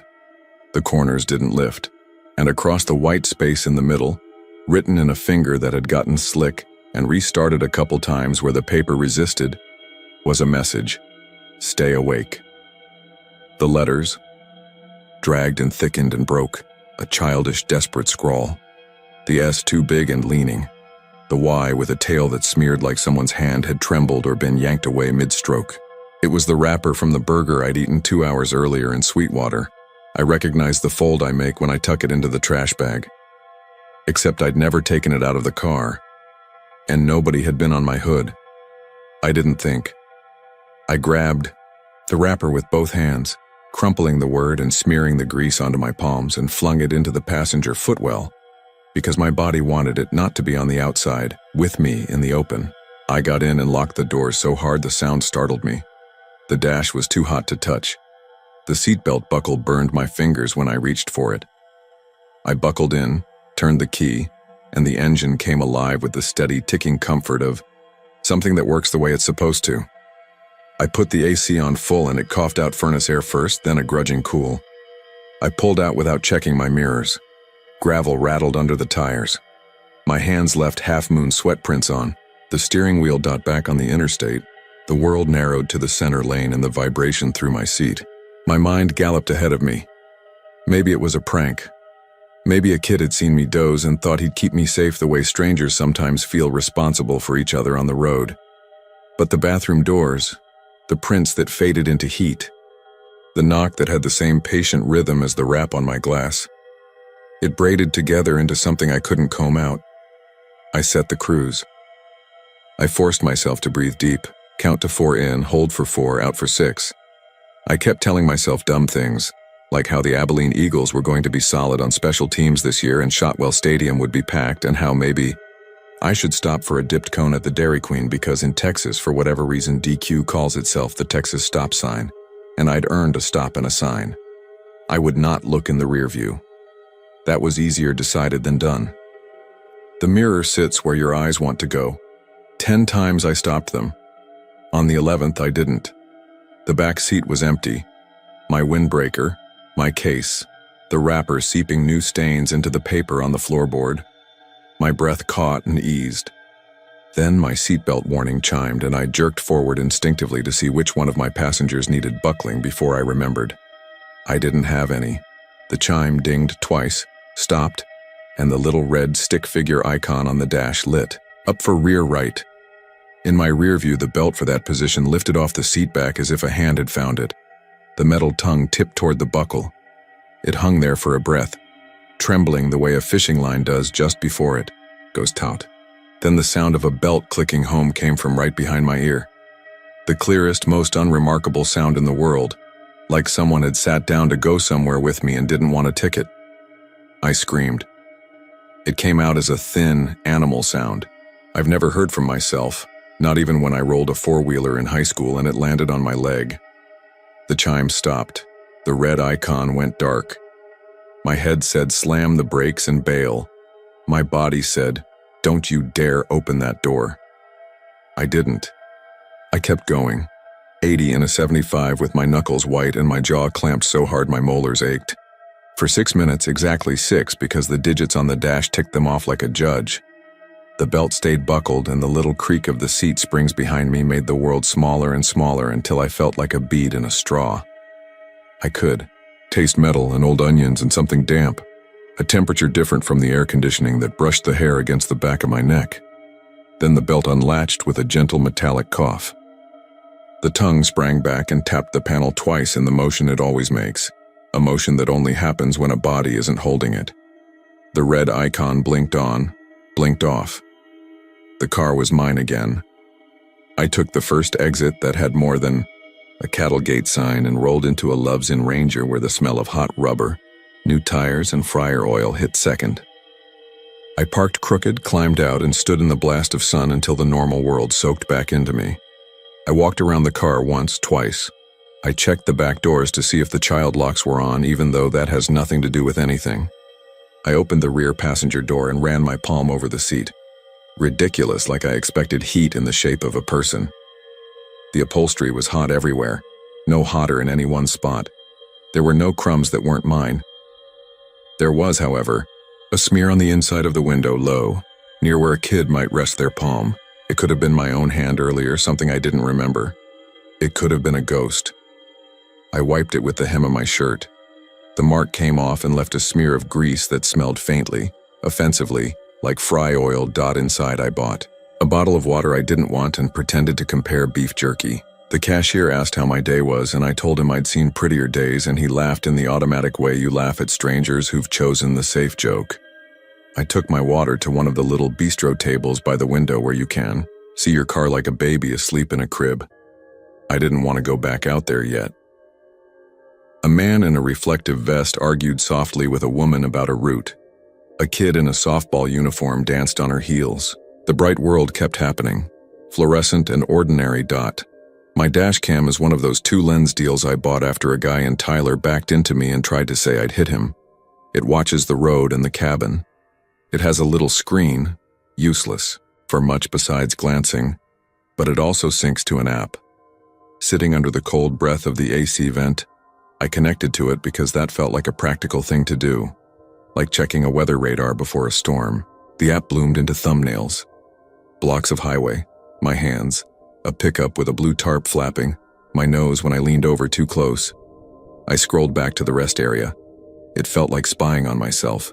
There was the approach, the turn-in, my careful reverse into the space. There I was setting my phone and yawning my jaw until my ears popped. There was my hand tugging the seatbelt free, the ghost white flash of my throat when I tipped a water bottle. Then me, hat over my face, chest rising and falling, mouth slack, a man who has fooled himself into thinking 15 minutes is the same as sleep. At 2:21 p.m., a shadow fell across the windshield. It came from the left, the sunward side, which made no sense because there was no one standing there in my memory. The cabin camera picked up nothing at first but the wobble of heat. Then the picture shifted, a tiny vibration, like when a heavy truck blows by and your car nods. The microphone. Track is a thin blue thread in the app, a heartbeat line. The whole world held its breath.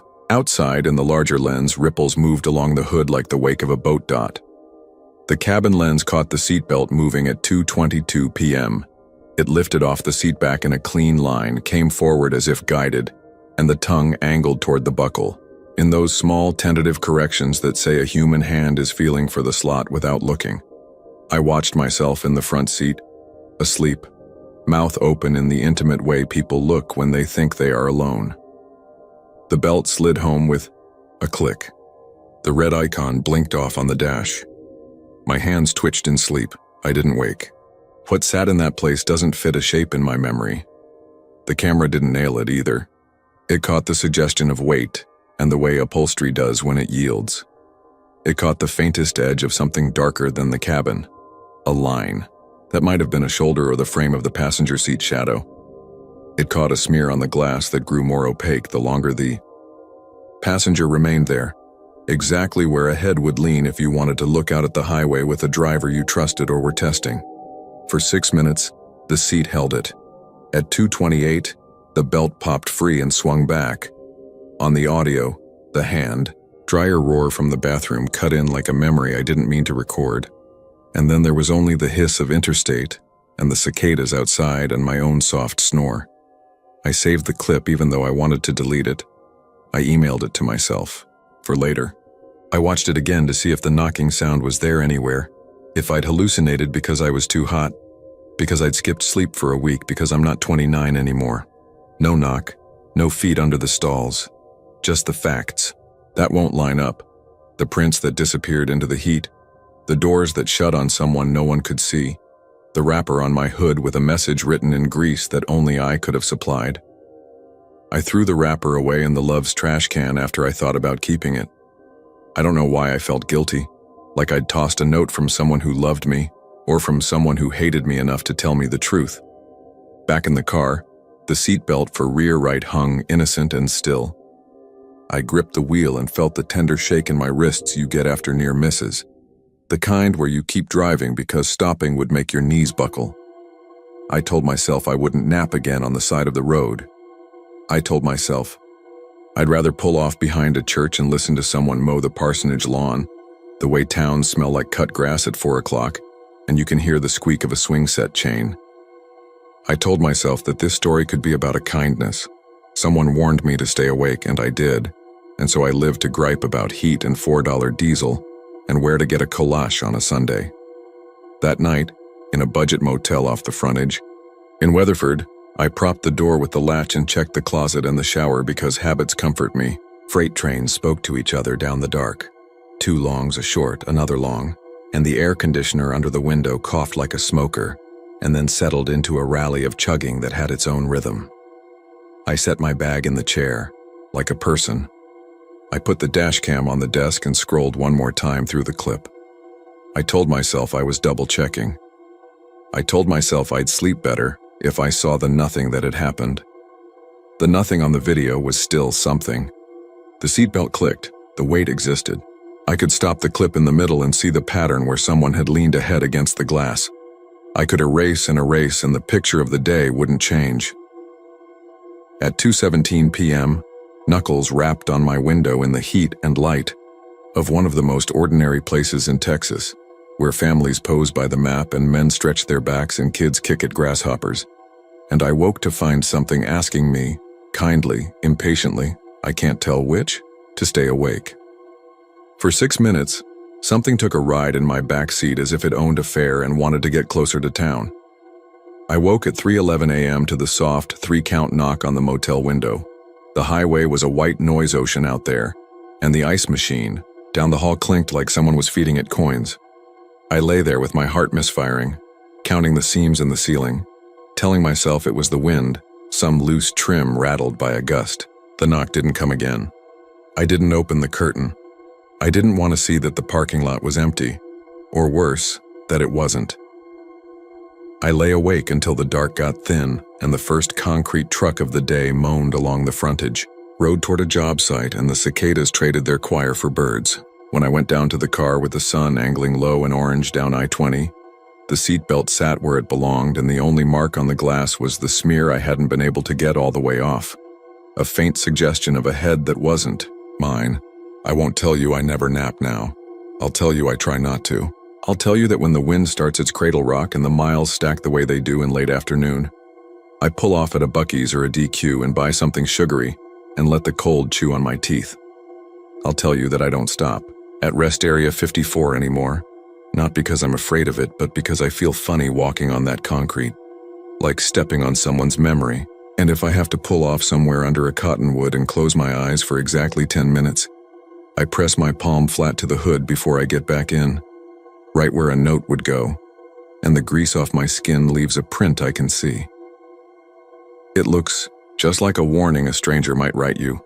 Across an afternoon so bright your pupils pinch in a place where the whole state is laid out on a sun-faded map and the wind says nobody's name. I drive on and I stay awake, and most days that feels like enough, until the rear right belt gives the softest tick, like a tongue finding the buckle by heart, and I start talking out loud to no one at all, just to fill the space where someone rode with me for 6 minutes on a Thursday in August and left no other trace.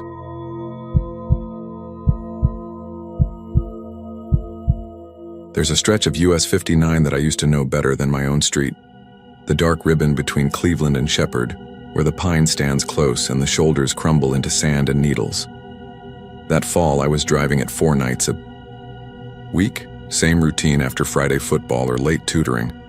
Papers stacked on the passenger seat, coffee cooling in a stainless mug, the kind of quiet that makes you notice whether the cicadas are loud or the train is running parallel a mile off, how the air reaches through the weather stripping and smells like sap in someone's pasture. I'd leave the parking lot behind the gym where the band trucks were still rattling, and the booster moms were counting crumpled bills. I'd say goodnight to the custodian sweeping peanut shells from under the bleachers, and pull past the big orange W of the Whataburger by the feeder road, and the new I-69 shield slapped over the old 59 signs would catch in my headlights, as if they hadn't quite decided what this road wanted to be. I teach 11th grade English. That particular week I had a stack of essays on of mice and men riding shotgun, rubber-banded and already bleeding through with red pencil marks. It was playoff season and the kids were vibrating, half of them turning in half-finished thoughts because their cousins were suiting up in Shepherd or Livingston, and they couldn't hold Steinbeck in their heads with the glare of stadium lights. By the time I was done grading, the stadium was a skeleton, the last whistles blown, booster stand closed, the field damp and empty under the sodium lamps. I remember that my phone showed 11:37 when I clicked my seatbelt. A train blew somewhere out past the pines, and I felt it in the steering column. It was on the on-ramp under the overpass near the sign for exit 23 that I first noticed the van. Gray, maybe primer, maybe just defeated paint. The kind of gray that doesn't easily show where it's been. It sat in the shadow under the bridge on the northbound side, nose pointed toward the feeder, as if it had rolled down and stopped exactly where the shadow would reach it first. No plates. That was the first thing I registered because I was thinking like a teacher and a daughter of a deputy both. The space where the plate should be was plain and clean, not even screws in the holes. The engine had that ticking heat-soak sound, the kind vehicles make after a hard run when they're catching their breath. But there was no exhaust plume and I didn't see anyone inside. I thought, someone ran it hot and walked, or someone needed help and went for gas. But it didn't feel like a broken down. It felt like a pause. I merged. The road was quiet in that way Friday nights are. Late after the crowds peel off toward houses and the few cars left belong to closers and cops and truckers in a hurry. The van never moved. I told myself I'd call it in when I got home. I passed the FM 2025 sign, and then that little dip where your stomach lifts if you hit it at 70, and nobody's ahead of you. Old habit to press the brake because Liberty County likes their speed traps near there. I checked my mirror again and saw only my own taillights flooding the empty lanes behind me. The van under the overpass was just a detail I'd recount to my dad later. The way we share little law and order sightings. He'd say, "Ain't your business, Tiff," and then ask a question that made it not feel like I'd failed someone by driving on dot the next night.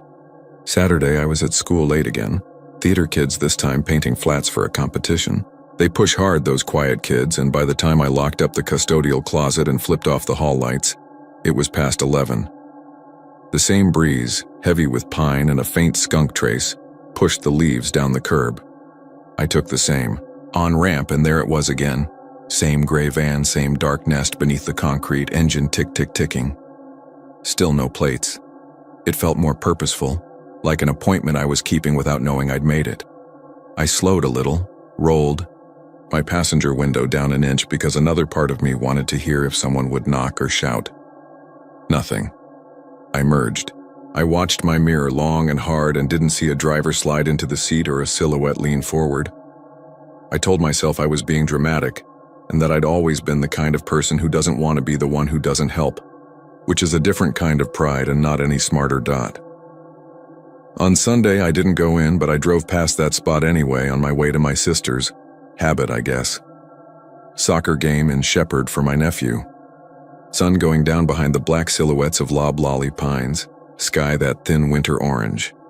I took the same route even though I could have cut down a farm road. The feeder hummed under my tires, and I told myself I was proving there was nothing to notice. The van was there. The ticking sounded different in daylight, flatter and less intimate, and for a moment I thought I could hear a fan squeaking down to stillness. The interior looked empty. I pulled onto the shoulder and blinked my hazards, heart banging, telling myself I'd step out and take a picture, send it to Dad so he'd have the make and color if anything came up later. I stepped one foot out onto the sand and needles, and the sound from the underpass changed, like when you step into a church and the echo recognizes you. A car blew by and whipped my dress against my legs and made me feel stupid for thinking. The whole world was wrapped around a shadow under some concrete. I got back in and shut my door softly. Embarrassed by the sound it made. Monday is when it shifted from odd to wrong. I stayed late grading again. Essays about mercy and bullets and not understanding how boys cry. The stadium lights were off, and the only brightness in town belonged to the gas station at the corner. The one with faded banners for brisket tacos. My coffee went cold too quickly because the air had a bite, and I let the heater run for a minute before pulling out. The feeder was empty. I passed the Whataburger, the empty car wash, the shuttered feed store, the sign for FM 105 with its cat's eye reflectors. When I curved up under the overpass, I took a breath like I was about to jump into water. The van wasn't just there. It peeled out from the dark and merged behind me, so close I could see the outline of the grill in my rear window. I don't mean it started. I didn't hear ignition. I mean it was suddenly moving, as if it had been moving the whole time but I'd only just noticed. It never flashed brights, never honked, just slid behind my bumper at a distance that would have earned a ticket from any trooper I know. My mouth went dry and then watered, the way it does right before you think you might be sick. I touched my brake enough to make my lights flare, the polite way to say back off. The van matched me. I sped up to 73, it matched. I signaled, changed lanes. It followed, not drifting, not lazy, the way a sheepdog matches a sheep when it's nudging it toward a gate. I told myself, someone's trying to pass and doesn't know how. I signaled again and took the outside lane and touched the brake and waited for it to go by on the left. It didn't. It held there. I could feel that tick-tick even through my own cabin's fan and the soft hiss of my tires, like the sound was inside my car now. I called my dad with my thumb on the wheel and regretted it immediately, because he'd retired that summer and I was trying not to feed him anything that would have him worrying. It rang, and as it rang, the van's right blinker clicked on without it moving, the amber like a heartbeat. Then off, then on. My call went to voicemail, his voice drawling, "Leave it." I hung up. I set the cruise at 60 and breathed and watched the white lines unravel. Even in that fear, something practical kicked in. DPS, I thought. The station. There's a substation near Shepherd off the feeder. You take the exit and roll past the county annex and the little clutch of trailers where they do inspections. I hadn't been there in years, but I pictured the worn wooden bench and the coffee, burned down to tar on a hot plate, and a trooper who knew my father's name. I signaled early, 3 blinks like the manual says, and I eased toward the exit, and the gray van eased too, as if it had been waiting for the indicator, as if I had given it permission. The blinker's tick in my car sounded off time with the one I imagined in the van, which made me feel surrounded by clocks. I took the ramp slow, tires humming on the ridged concrete, and I put my hand high where the van's driver could see. It, if there was one, palm open like, "Hey, we're going here, easy." The van held its distance to an obscene precision. I don't know why I expected it, but I did expect the van to overshoot a touch, like people usually do when they're following too close and you decelerate. It did not. It felt like all my mistakes weren't enough to rattle whoever was back there, or whatever. The feeder road was empty. The DPS office is a squat brick box with a little aluminum awning and one light that pools yellow over the 2 striped spots up front. There were 3 other cars in the lot, a white Tahoe, a dusty Corolla, and an old Crown Vic that looked retired and nostalgic. I pulled in and angled across 2 spaces without meaning to, because I wanted the widest possible buffer in case I needed to swing out. I killed the engine and my lights, and in the same breath I reached across and popped the lock on the passenger door as if letting someone in. It was an old habit from when Dad said, "Don't make anybody tap twice on your glass." I looked in the mirror. The van wasn't there. Not just that it had kept going. Not just that it had peeled off to the shoulder to rethink its life. It was not on the feeder. It was not anywhere the human eye, trained from childhood to count taillights and reflectors, could put it. The road lay empty in both directions, the reflective buttons glittering like a fish's scales under the streetlight. My heart stuttered, then banged on with ugly determination. I found myself standing, though I didn't remember deciding it, and my door was open, and the night felt big and hollow around me, like I'd stepped into an auditorium after the show, and everyone was gone. The DPS door was locked, of course, locked. Of business hours printed in peeling vinyl, 8 to 5, and a little camera bubble above the threshold staring down like a dull black eye. I knocked anyway, palms flat, because knocking is what you do at doors. Nothing. The building's aluminum awning pinged as it gave up the day's heat. Somewhere a train blew again, long and lonesome, and I flinched at that ordinary heartbreak because everything felt like a message now. I stood a long time. It wasn't bravery. It was that I didn't want to get back in the car. The feeder was empty. A single pickup went by and the driver turned his head toward me and then away. And I couldn't blame him because I looked like the kind of woman who makes trouble late at night with nothing but her fear. I walked a slow circle around my Corolla. The hood clicked as it cooled. I put my hand on it anyway, needing something that obeyed physics. When I came back to the driver's door, there was a square of white pinned under the wiper by the rubber blade. You know how you can tell the difference between thin glossy paper and thick matte without touching? I knew it was a Polaroid before my fingers took it. It was my car. My car last night, Sunday, on the shoulder just beyond the shadow of the overpass. The angle was a little high, like whoever took it was standing on the concrete slope where the drainage cuts into the ditch. My taillights were little red persuaders on the left edge, urging cars to pass. The rest of the frame was dark. The mouth of the overpass, a smudge that might have been graffiti and might have been a stain. In the bottom right corner where the instant film leaves that pearly margin, someone had written my name in blue ballpoint, in a hand I didn't recognize. Tiffany. They was severe, the stem long and slicing. I looked at the back for a note because my brain wanted there to be rules, as if a ransom would tell me what to do next. The back was blank and smelled like the plastic box where we kept old snapshots when I was a kid. I took a breath I didn't remember holding and the air tasted like cold pennies. I looked again at the Polaroid because I didn't want to look at the road. That's when I realized what the background was. The reflection in my rear window. Just a smear at first that my brain filed as glare was my living room window. Not just a generic window. Mine. With the cheap wind-up clock I keep on the sill for the quiet tick it makes when the house feels too empty. With the plant I overwater, because I don't know when to stop. The angle was wrong for the overpass. The reflection couldn't be there unless the person taking the photo had already stood in my yard. Already known how the lamps I leave on make rectangles on my curtains. Already seen that I put my mail on the entry table instead of filing it. There are some things your mind drags into light by their hair, and that was one of them. I didn't scream, I didn't faint. I stood in that thin pool of security light with a picture that said 2 places were 1 place for someone who wasn't me. And I folded the Polaroid into my coat pocket as if it would change shape in the dark and become a receipt or a grocery list. I got into my car. I locked both doors and checked the rear floorboard and felt stupid again, but I did it twice. I sat there long enough to fog the windshield with my breath and then erase it with the sleeve of my sweater. When I pulled out, I didn't go home. I drove loops around town the way you do when you can't unsee. I passed the high school again, the stadium now truly black except for the small square window of the coach's office. I passed the Valero where the clerk props the door with a broom and smokes when it's slow. I drove to the Kroger lot and parked under a light and watched nobody for 10 minutes.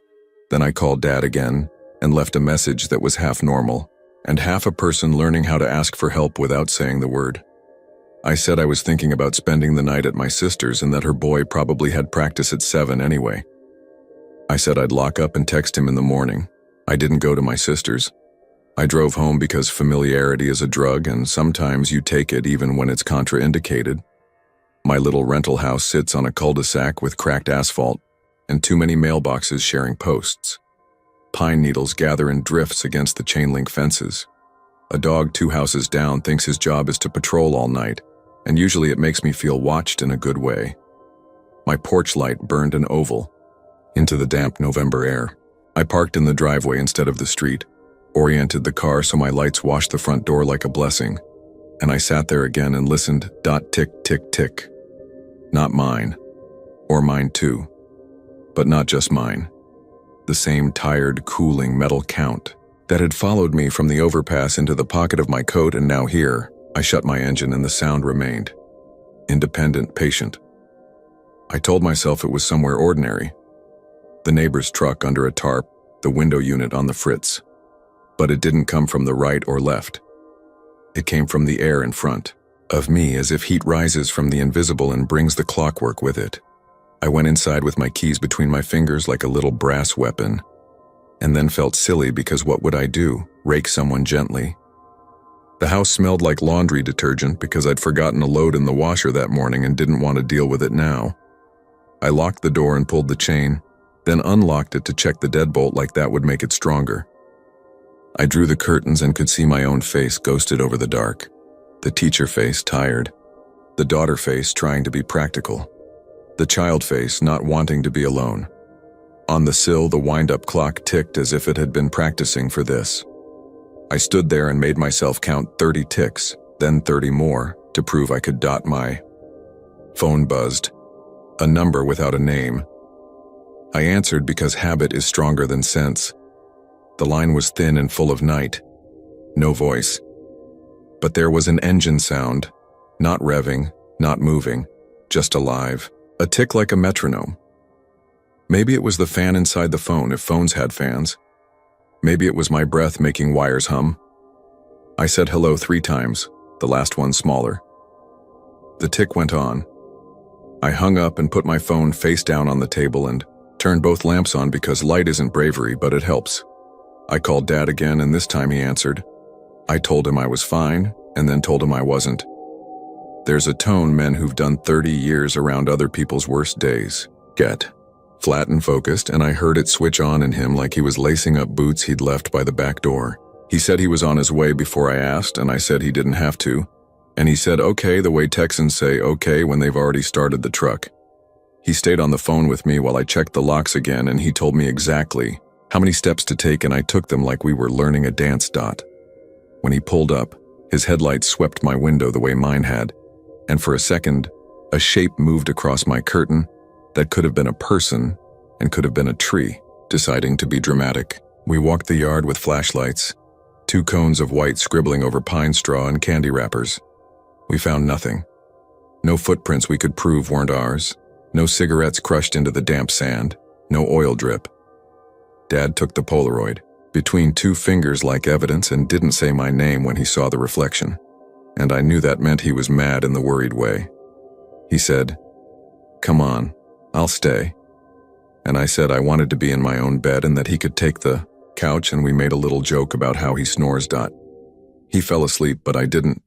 The house grew quiet in layers. First, the fridge decided it had done enough for the moment. Then the neighbor's dog retired from his watch and someone else took the shift farther off. Then the click of the wind-up clock got louder, not because it was, but because everything else had agreed to let it be the loudest. Around 3, I went to the window and peeled the curtain just enough to look. Because the part of me that wants to see things more than be safe is a rival I've never beat. The street was empty. My Corolla shone a little with dew.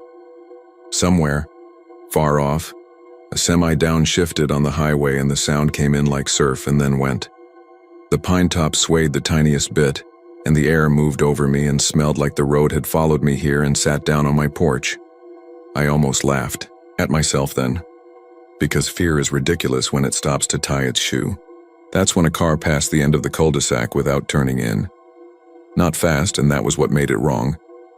It rolled the way you roll when you're watching. I couldn't see color, just a block of a vehicle, and the angle didn't let me see plates even if there had been any. No flash of silver at the rear where a tag would catch the street lamp. Nothing to anchor it to the rules that say we put numbers on ourselves. It didn't slow. It didn't speed.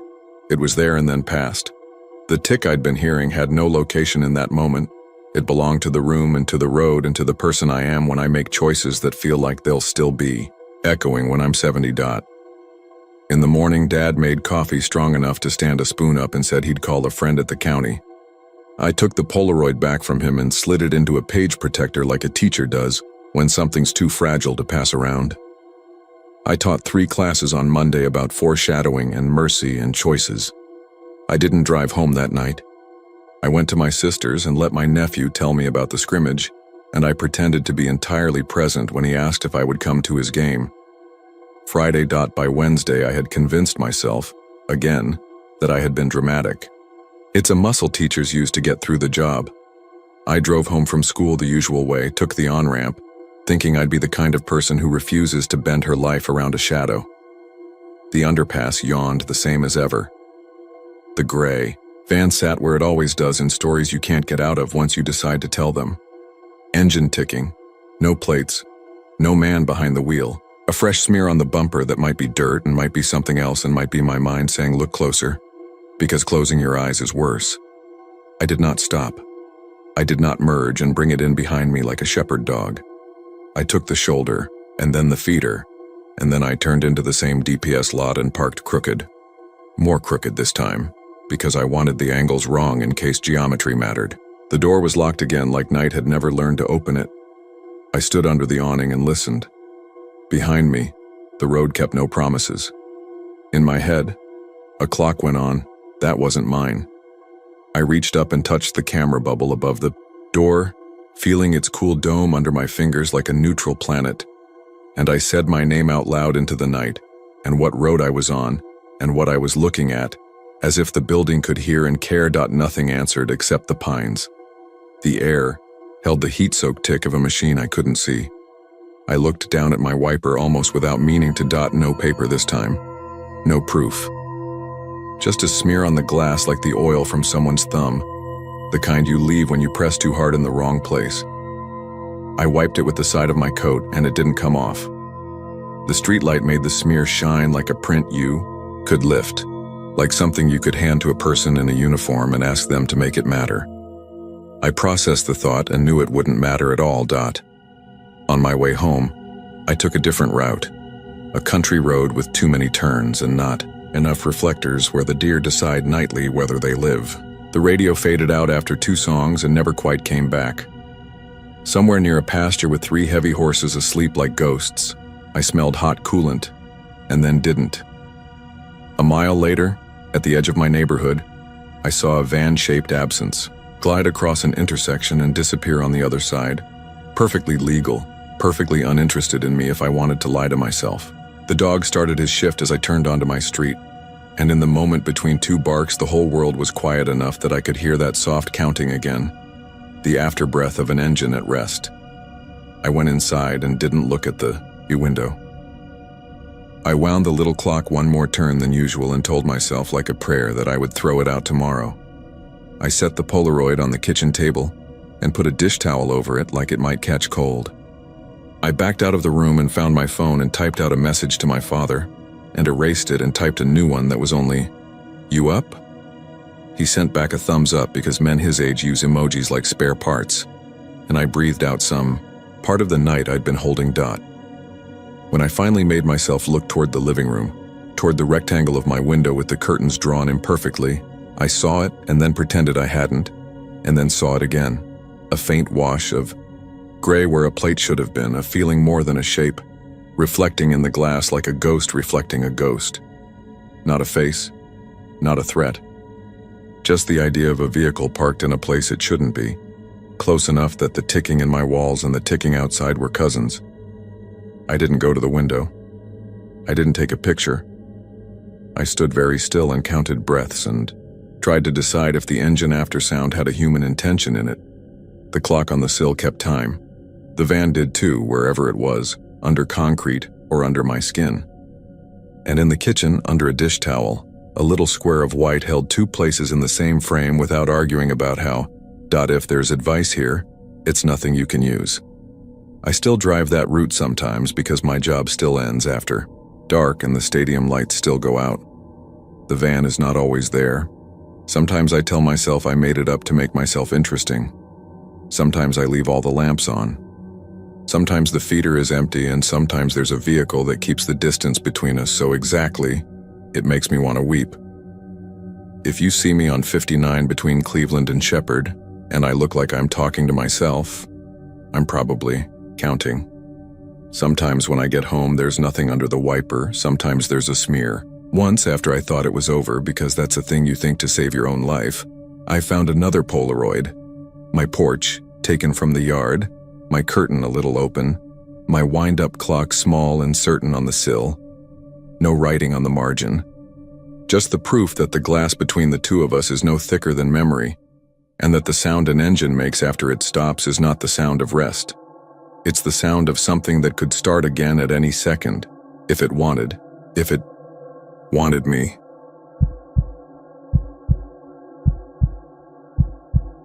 I used to tell my students you can judge a Texas town by its Friday night lights, and that night, you could see them clear from the south end of College Station, little gold domes hovering over fields like tame moons. I'd finished my adjunct class at 7:45, collected the last of the late essays with somebody's Whataburger grease print on the corner, and did the mental calculus of my paycheck versus tolls. Habit 1. I took the back way. Highway 6 south past the train silos and the billboard with the faded "Jesus is Lord" message, the kind that's been there so long it feels like a landmark more than a sermon. I told myself it was the responsible choice. No tolls, quiet road, a straight shot to Hempstead and then over to my sister's townhouse in Cyprus where her spare room had become my weekend refuge. I told myself a lot of things, like grading could wait until morning and the Brazos Valley isn't creepy if you've lived here long enough to find the angles where it's beautiful. October gave the air that brittle snap you only get a couple weeks out of the year. The radio did a low, comforting mutter of classic country and Aggie football scores. Somewhere out across the dark fields, a train horn leaned on its note like a long yawn. I merged onto 6 behind a cattle trailer, with red dust stippled on the gate and the smell of cedar shavings already stale. Even with my windows up, I caught a whiff that took me back to the petting zoos they set up next to elementary schools. The trailer turned off toward Wellborn, and I had the lanes mostly to myself. Headlights raked across the reflectors, little cat eyes winking in a long ribbon, and the median grass went black-green to silver and back as the wind shifted. My car, a tired Corolla I called Peach, hummed in that way you don't realize is specific until you've owned a cheap car long enough to learn its moods. I kept it at the speed limit +6. Responsible, I told myself again, even as my Google Maps reroute nagged me with the faster way tolling down 249. I set the phone in the cup holder face dash down somewhere south of Rock Prairie Road. I noticed a pale mint glow in my rearview. At first I thought it was one of those new LED headlight kits that make you feel like you're being interrogated, but the color was off. Older. It had the soft, sea glass tint of a bowling alley sign. The car hung back, 12 lengths, maybe, a little more or less depending on the rise of the road. I didn't measure it. It just felt exact, like a rule. It didn't gain when I passed the little hand-painted sign for fresh eggs, and it didn't lag when we skimmed over the Brazos, the river below taking on just enough light to look like moving slate. I told myself it was some kid in a restored classic minding their own business. College keeps a weird glass menagerie of folks. Oil money boys who'd wrench on a GTO for fun, old-timers who could drive a 3 on the tree with their knees, and the occasional professor who collected things that smelled like carb cleaner, just so they had an excuse to keep their hands busy. At the Navasota bypass, the stadium was lit up like it was daytime in a pocket of air. Rattlers at home. The PA system threw out tinny applause. I slowed as an SUV ahead of me hesitated, deciding at the last second between the business spur and the bypass. My follower slowed too, 12 lengths. I watched for the driver's silhouette when we came under the tall sodium lamps where the feeder roads cross. All I saw was glass. The windshield was a cool, even panel, the kind of old car windshield that stands upright because aerodynamics hadn't been invented yet. I told myself the glare was just wrong. I told myself nothing about the Brazos or the lights could make a person disappear from a seat. I checked my mirrors again.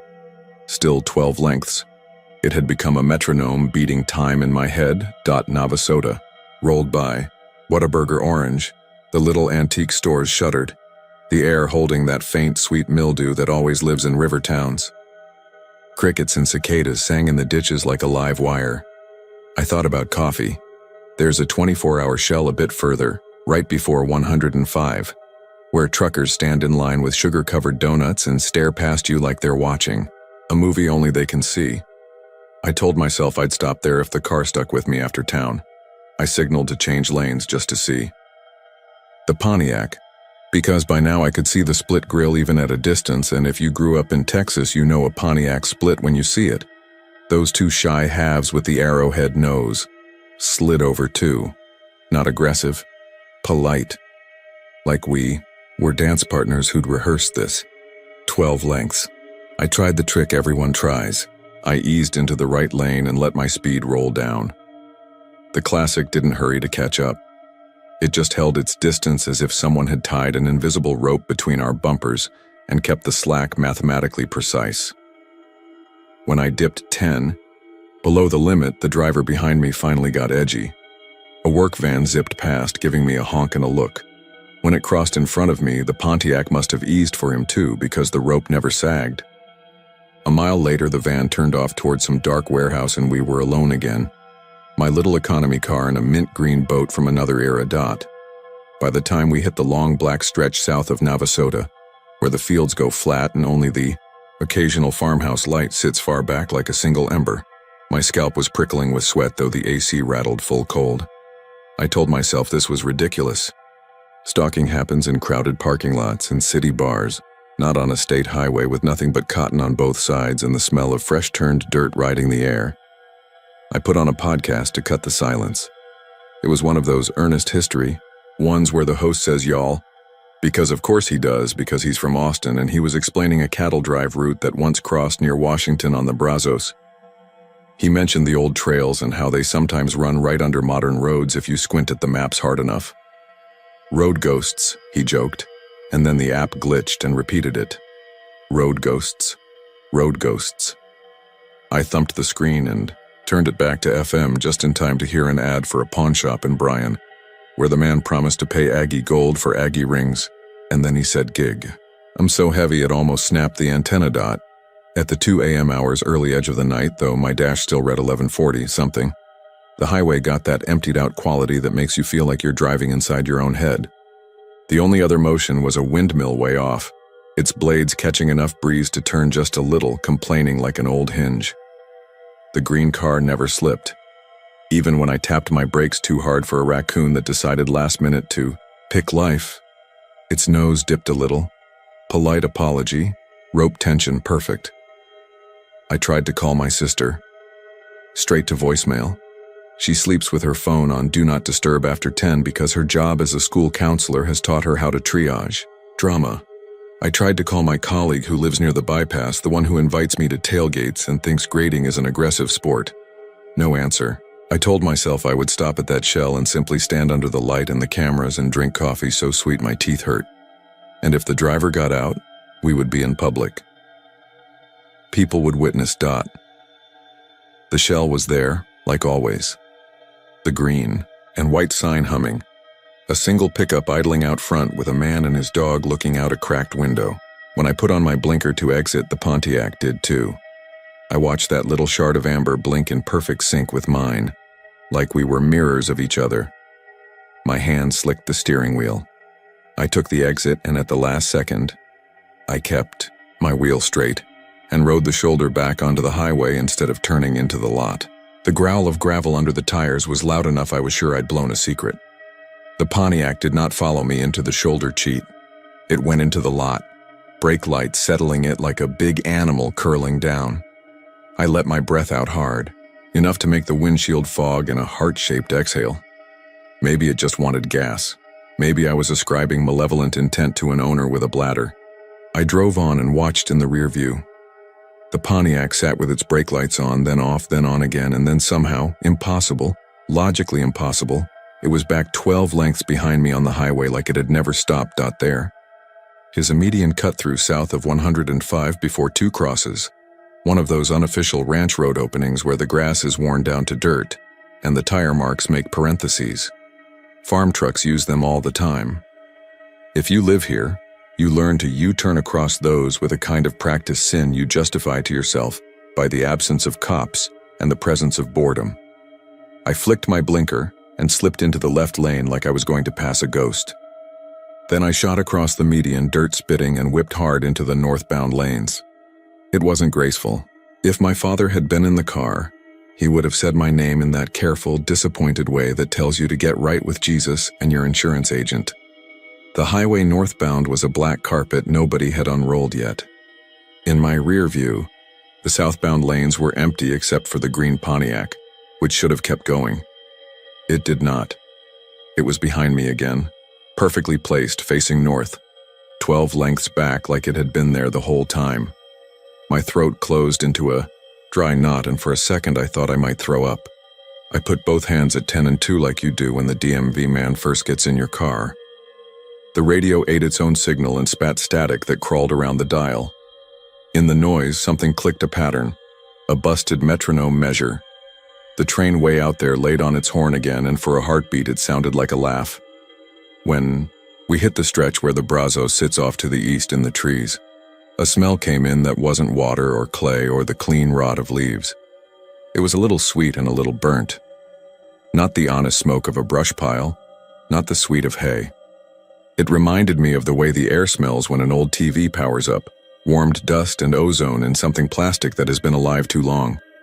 I rolled my window up and down as if that would change the world. I tried to think like a rational adult with a university email address. Could it be the reflection of my own lights in a weird window? Had some light refraction phenomenon invented? A car-shaped ghost? Could someone be towing the Pontiac back there and the rig was not visible because nothing? Because physics. I flashed my hazards and braked hard enough I felt the seatbelt kiss my collarbone. The Pontiac braked so soft it made me feel rude. When I rolled to a full stop, it rolled to a full stop. 12 lengths. The wind carried the cicadas with it and laid them like a blanket on both cars. The fields pressed in, dead still except for the sound of small things chewing small things. I made myself open the door, my mouth saying a prayer I hadn't said since my grandmother was alive, the good Baptist one that tastes like the backs of church pews and buttermints. I stepped out and stood under the sky so big it made me feel like an ant who had suddenly discovered geometry and hated it.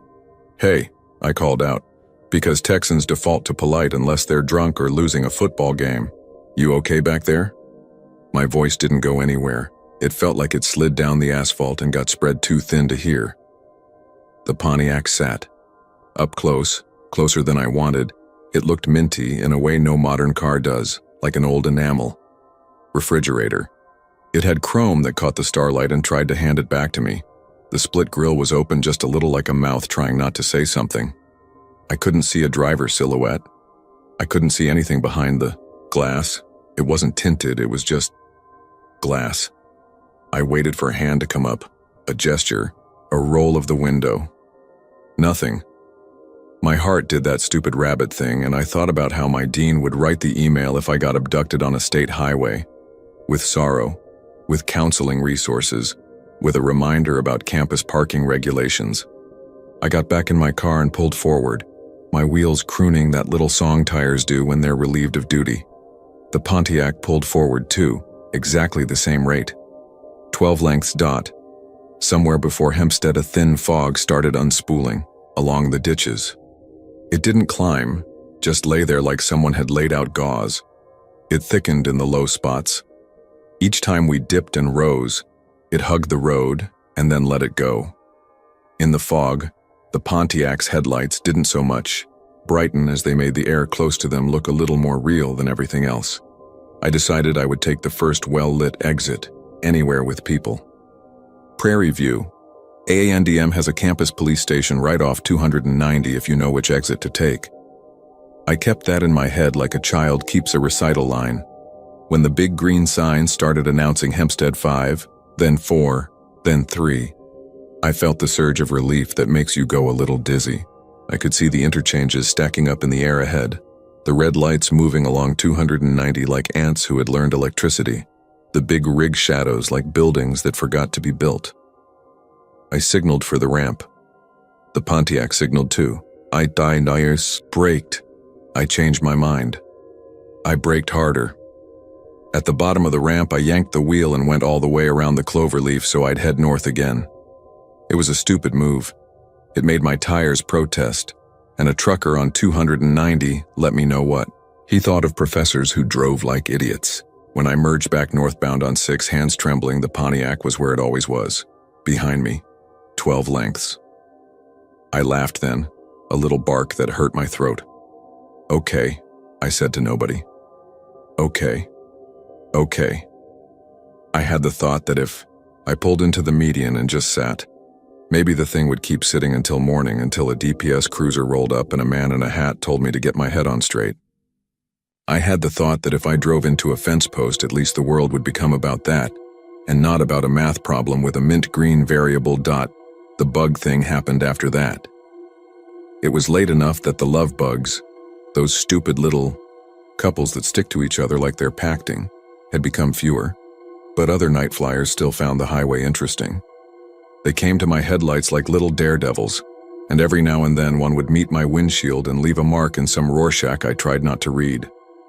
When my eyes flicked down to my speedometer and back up, my rear view caught a weird darkness at the very lower edge of my back glass. I adjusted the mirror. There was a smear on my rear bumper.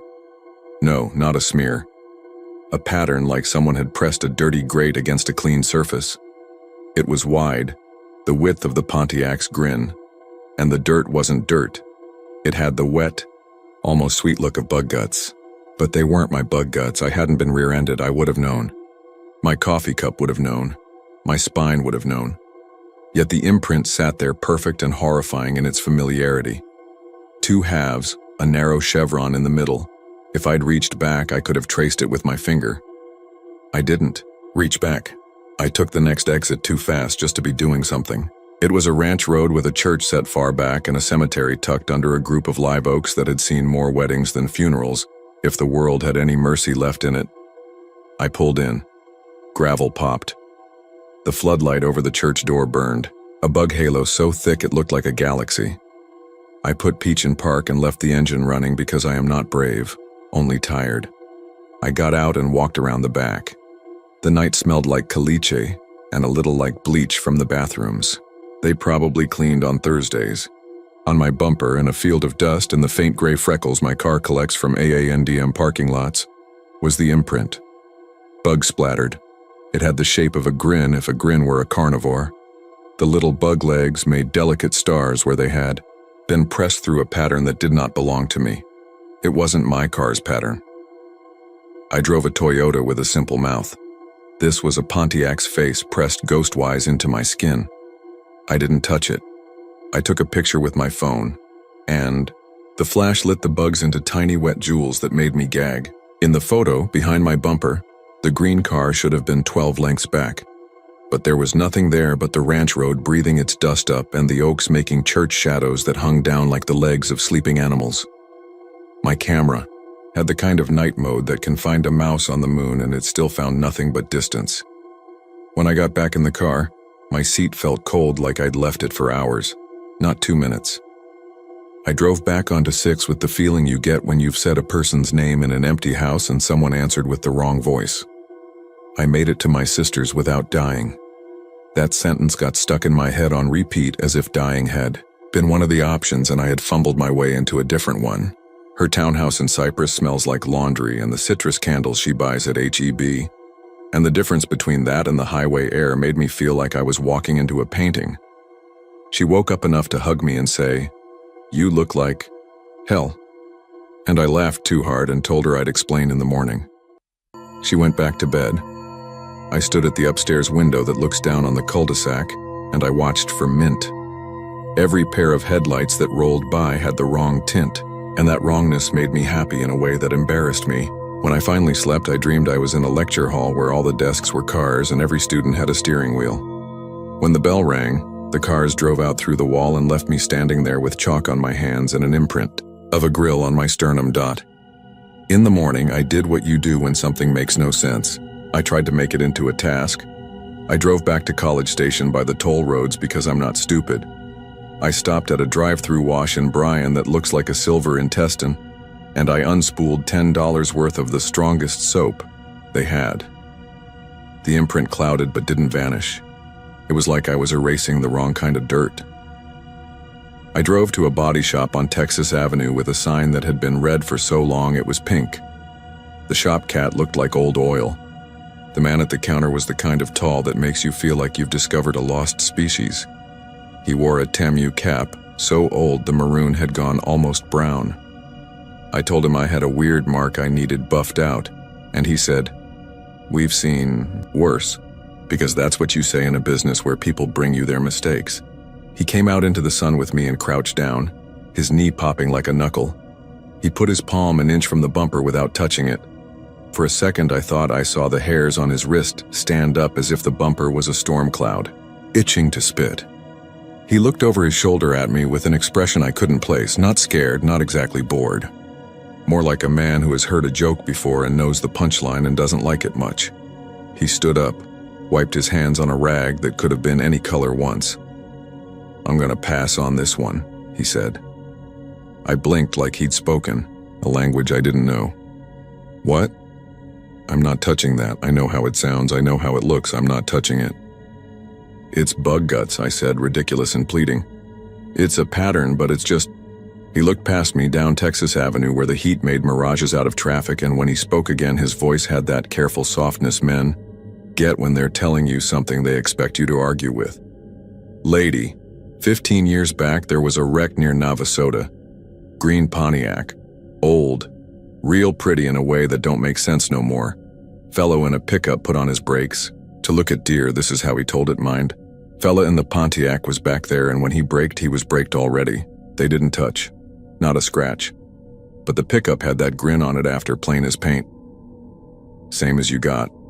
Driver of the Pontiac. He never. Well, folks say different. Some say he burned up in a wreck a year earlier. Some say he was never there to begin with. I seen that mark twice since. Both times folks brought it to me. One was a boy from Prairie View, sweet kid, kept his trunk full of church clothes. The other was a woman about your age with a little dog that kept licking the bumper like it tasted like corn syrup. I told them the same thing I'm telling you. I don't touch it. It ain't that I'm scared. I just think some things stick, because they want to, and if you scrub them, they act up. What happened to them? I asked. It felt necessary. Like asking what happened to campers in an urban legend even though you know the answer is always not good. He shrugged a slow shrug that looked like he'd practiced not looking like a man shrugging off responsibility. The boy came back and it was gone on its own. Said he drove to Waco and back, and when he stopped for Kolaches in West, it was gone, like it never was. The woman. He put the rag to his mouth, thought better of what he was going to say. Well, she sold the car, that's what I heard. Took a bus after. I don't know what that means about anything. Look, I'm not touching it, he said again, softer. A prayer less than a policy. You can try the new place over by Villa Maria. They'll take your money no matter what. I thanked him more than a person should have to thank someone for, refusing service. When I got back into Peach, the imprint looked darker in the shade of the shop awning. Maybe that was my eyes. Maybe it was the way things that don't belong seem bolder when framed by normal life. A traffic light hung up the road and swung a little, making its colors blink in a way that wasn't for us yet. The shop cat watched me go with the suspicion of a creature who understands that machines sometimes pretend to be bigger animals than they are. That night, I took 290 to 99 to I-10 and paid every toll like penance. On the dry part of Loop 610, where the billboards fight for your attention, I caught myself checking the rearview for mint. In the glare of city lights, every other headlight looked pure white, blue white, shark tooth white, nothing green. When I parked under the sodium glow outside my apartment, I waited a full 5 minutes like a kid dawdling before bed to see if any old metal would anchor itself 12 lengths out and just sit there breathing. A neighbor's cat scraped along the yard. Stucco. Somebody dropped a pan on an upstairs balcony. I went inside and slept with the TV on. Not because I thought it would protect me, but because voices make the air feel busy and old cars don't like to interrupt. Days pass the way days do when you're grading and teaching and reminding 19-year-olds to cite sources like the 10 Commandments. I avoided Highway 6 the way you avoid grocery store aisles with an X in them. The imprint dulled in the dust but didn't leave. Eventually, I stopped checking it every time I got out of the car. That's how we live with strange things. We let them fade into our corners until they're furniture. One Friday, after a faculty meeting where someone used the word synergy like a sacrament, I found myself late and lazy, and the tollways a long detour when dinner was already promised. I told myself it had been weeks. I told myself there are rules in the world you can lean on if you don't think too hard. I took Highway 6 south at dusk. The fields did their black-green breathing. The train called and got no answer. The stadiums lit up their little moons. My radio found the game and lost it and found it again. I drove like someone who had learned her lesson. And then, right after the Brazos gave me its dark eye and let me pass, the mirror found mint. I don't know why it felt different, and exactly the same. I don't know why I smiled a little, a grimace that didn't belong to happiness. 12 lengths, perfect as scripture. We went on like that for miles, and I didn't brake, didn't test, didn't invite. When I finally reached the interchange where I could turn my life toward my sister's street and her citrus candles, I stayed in my lane, straight, south. The Pontiac stayed too. If you're waiting for me to tell you, it pulled alongside, and I saw a face, if you want a confession of eyes or a grin carved into a man who should have been dead 2 decades. I'm sorry. All I can tell you is what I have. Glass where a person should be. a distance held like a promise, and a pattern of bugs that appears on a bumper where no touch was made as sure as a hand on your shoulder when there's nobody in the room. I never got the imprint buffed out. It's there now, faded like a bruise you have to explain if someone catches you changing. When the light hits it just so, you can still see the grin of a brand that doesn't exist anymore, like the ghost of a company sneaking a road test. Sometimes, when I park under the floodlights at Kyle Field during a game and the drums roll down the concrete like thunder, I'll catch a pale wash in the far edge of the lot and feel my skin get tight. Sometimes I'll be grating at my kitchen table, and the sound of tires on wet pavement will spool memory out like fishing line and pull me to the window before I remember it's not raining. If you look for the green Pontiac, you won't find it. If you try to dodge it, it will take the turn with you. It has a sense for people who do math in the dark to justify the cheap way. It has the patience of an old highway that knows you are going to pass this way again, because we always do. The body shop guy was right. Some things stick because they want to. Maybe the boy from Prairie Views went away because he kept his trunk full of church clothes and drove to Waco with hymns under his breath. Maybe the woman who took the bus traded one kind of haunting for another. I drive, I teach, I grade, I avoid, and then I forget. And then I remember that forgetting is just another way of driving into fog and believing it's only weather. If you're ever southbound on 6 on a Friday when the lights hang over the fields like cheap moons, and you feel like someone is walking your pace just behind you, don't panic. Don't brake too hard. Don't convince yourself you're imagining it. Keep your hands at 10 and 2. Keep your voice ready in your throat. When you pull over take a picture, because nobody will believe you unless you show them. Make sure you aim at your own bumper and be ready to see a grin you didn't earn.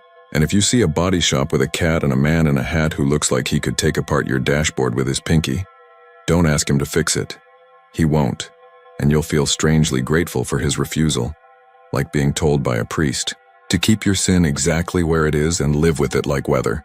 That's the worst part, I think, not the following, not even the print. It's the way I still take that road sometimes. Habit, salary, stubbornness, the cheap way pretending to be the brave way. I check my mirror, and sometimes it's there and sometimes it isn't, and somehow that second fact is not comforting at all. Because on the nights when the mint doesn't show, I wonder where it is and who's got the imprint now, and whether they're standing at a church floodlight with their breath fogging and their stomach turning and the cicadas singing like electricity, while something that isn't a person holds a distance from them like promise, like scripture, like the only rule in the world that can't be broken.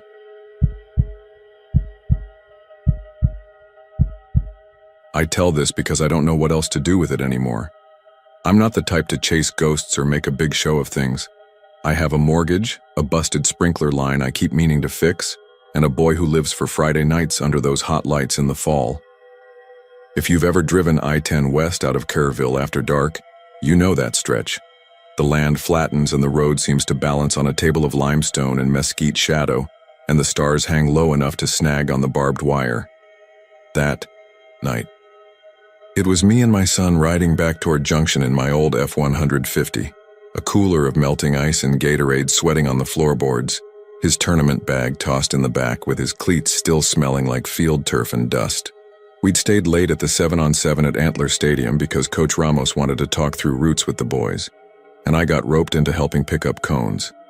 Kerrville had that warm July buzz, the cicadas like an electric fence, a distant whistle from a freight somewhere beyond the river, and the chalky smell of the hills that you stop noticing until you go away and come back. We grabbed gas at the Loves off Harper Road where the pump card reader always needs a second swipe and a third cuss, and I let him pick out jerky and a blue Gatorade and a honey bun because he'd run slants all day, and you feed a kid who runs like that.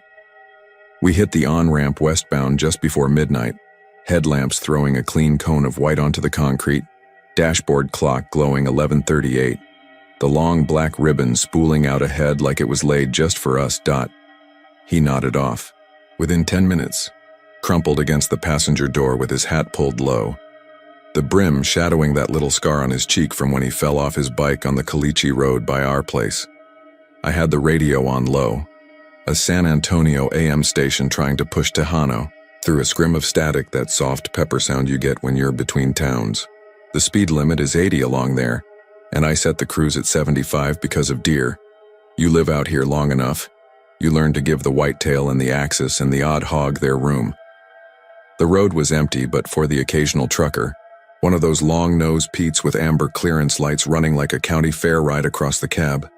They'd blow by, and then the night would knit itself up again like we were the only people left. You'll think I'm making too much of lights, but it started with lights. Somewhere past Mountain Home after the exit where the dark turns a little darker, and the land opens into those shallow bowls locals just call the flats. I checked my rear view out of habit and saw a pair of headlights far behind us. Nothing unusual about that except they were wrong. They weren't level with where a sedan's eyes would be, and they weren't towering like a rig's. They floated in the mirror at an in-between height, too high for a car, too low for an 18-wheeler, and space too narrow to be a dually or a box truck. I clicked the mirror with my finger to cut the glare and watched for a while. The lights didn't gain on us so much as they appeared to lock to the distance like a hummingbird keeping perfect pace with a window. I eased the cruise up to 78. The lights eased up too. 79. Same. I brought it down to 72, just to see if I could make them pass and go about their damn night. They hung back in the same spot, a measured few hundred yards behind, floating steady over the slight dips and rises. I told myself it was somebody from the tournament, convoying along, maybe a mom in a Tahoe with her lights aimed funny or a truck with a heavy load squatting the back end. I flicked the radio to scan. It caught a preacher's voice cutting through about famine and rivers of blood, which I shut off because I didn't want that tone riding with us.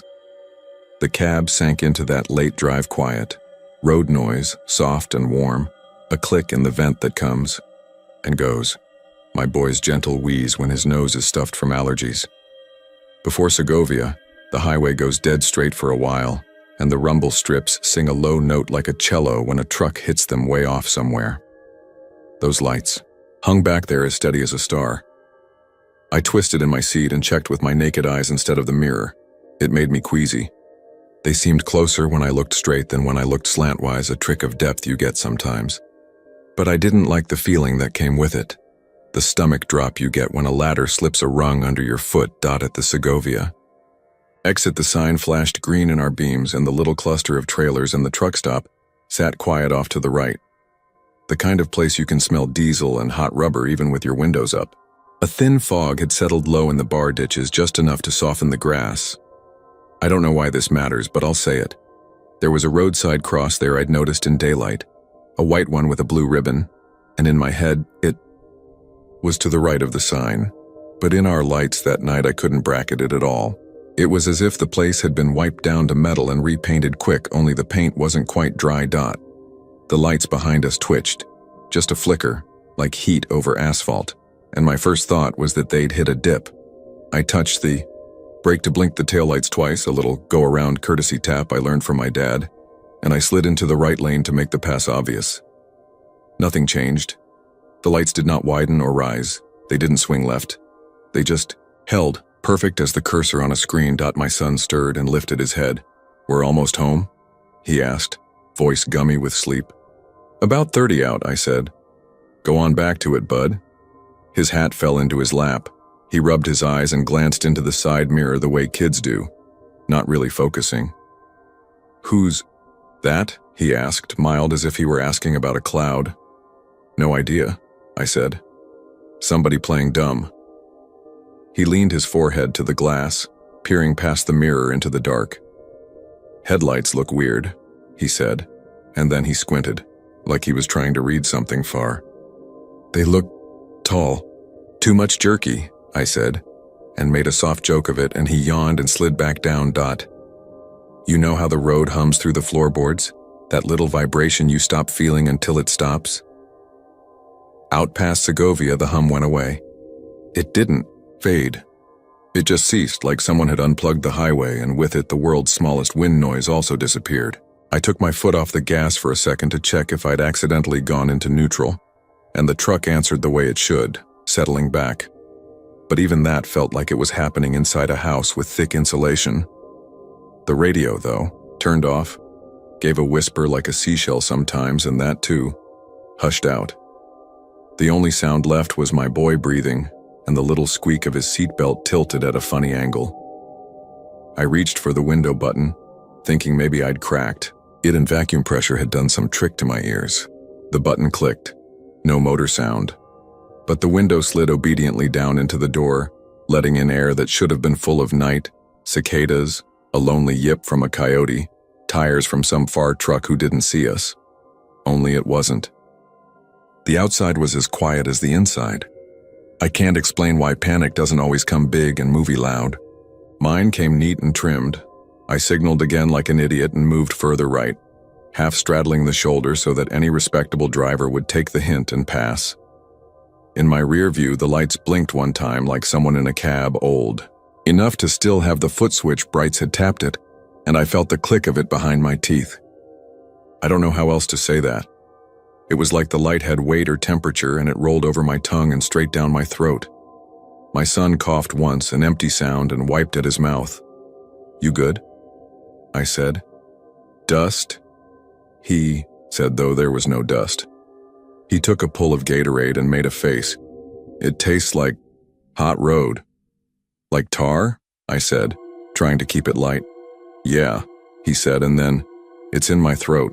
Drink more," I said, and brought us back fully into the lane because the shoulder was throwing little burrs of concrete, and I didn't like the idea of a blowout with weirdness in the mirror. I pressed to 81. The lights came up a hair closer, not gaining so much as resetting the gap.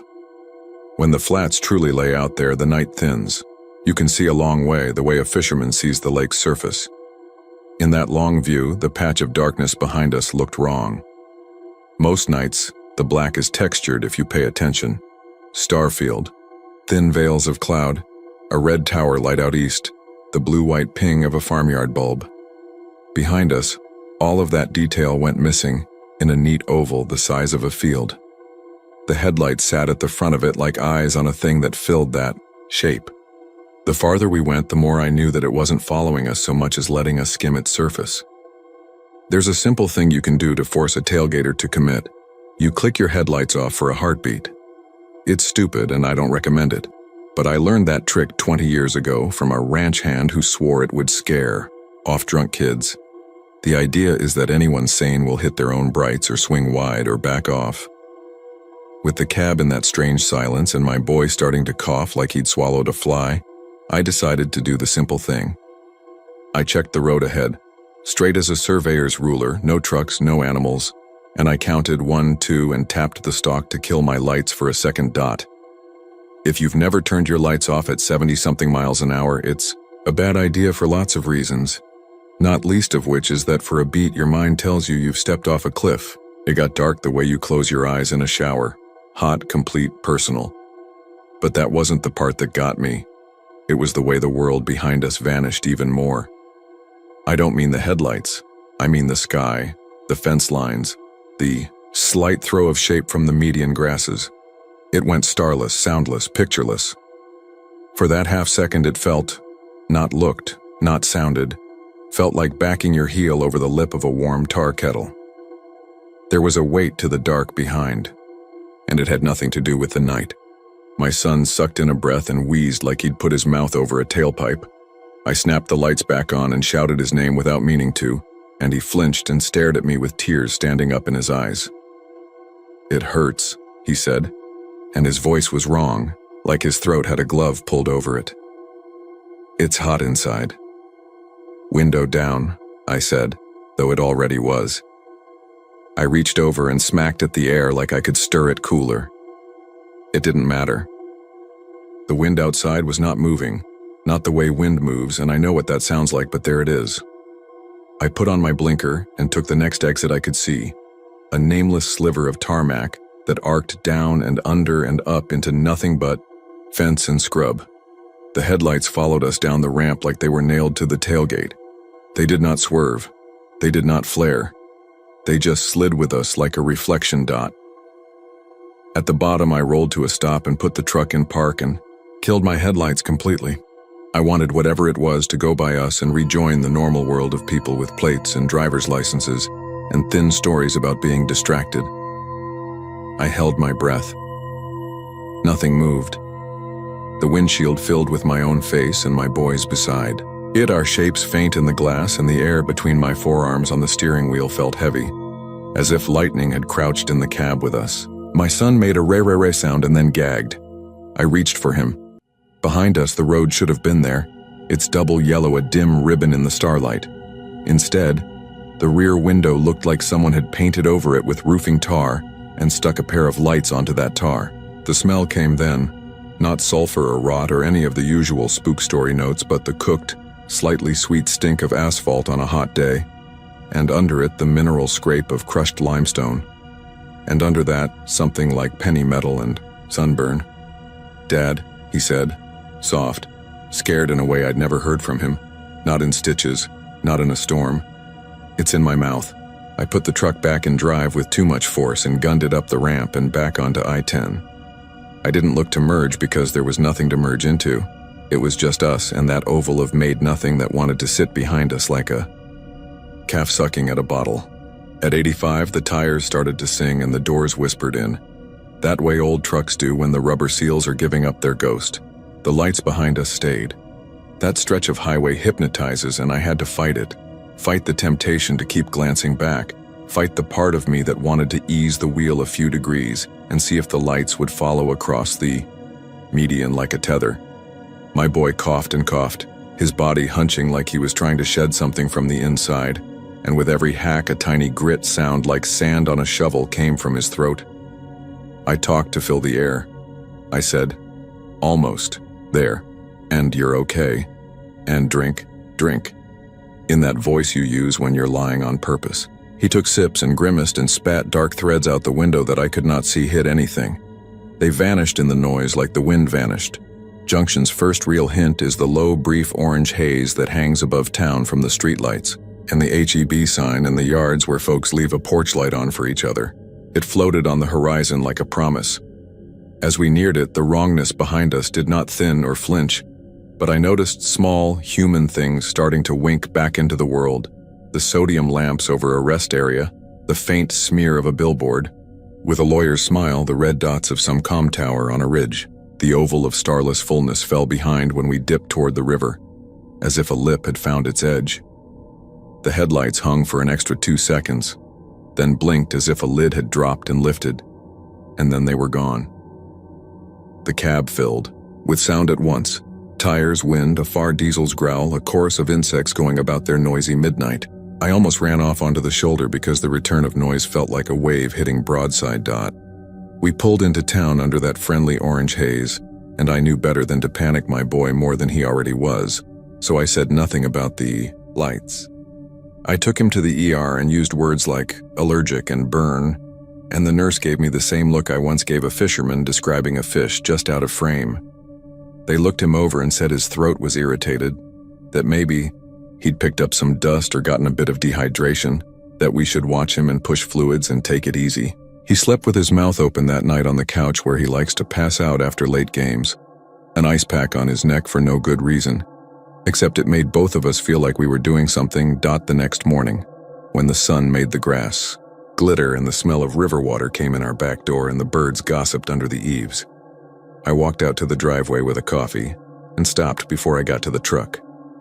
The tailgate, which is red if you bang your boots on it, had a handprint on it. Not grease, not dirt, not a kid's joke in paint. A true print, all 5 fingers and a palm in the crease at the base of the thumb, set at an angle like someone had been bracing themselves to pull up. The stuff was black and soft, with a sheen like oil and a smell like a road in August. When I touched it with a fingertip, it gave the way roofing tar does in the heat, and a string of it bridged to my skin and broke and left a tiny gummy thread.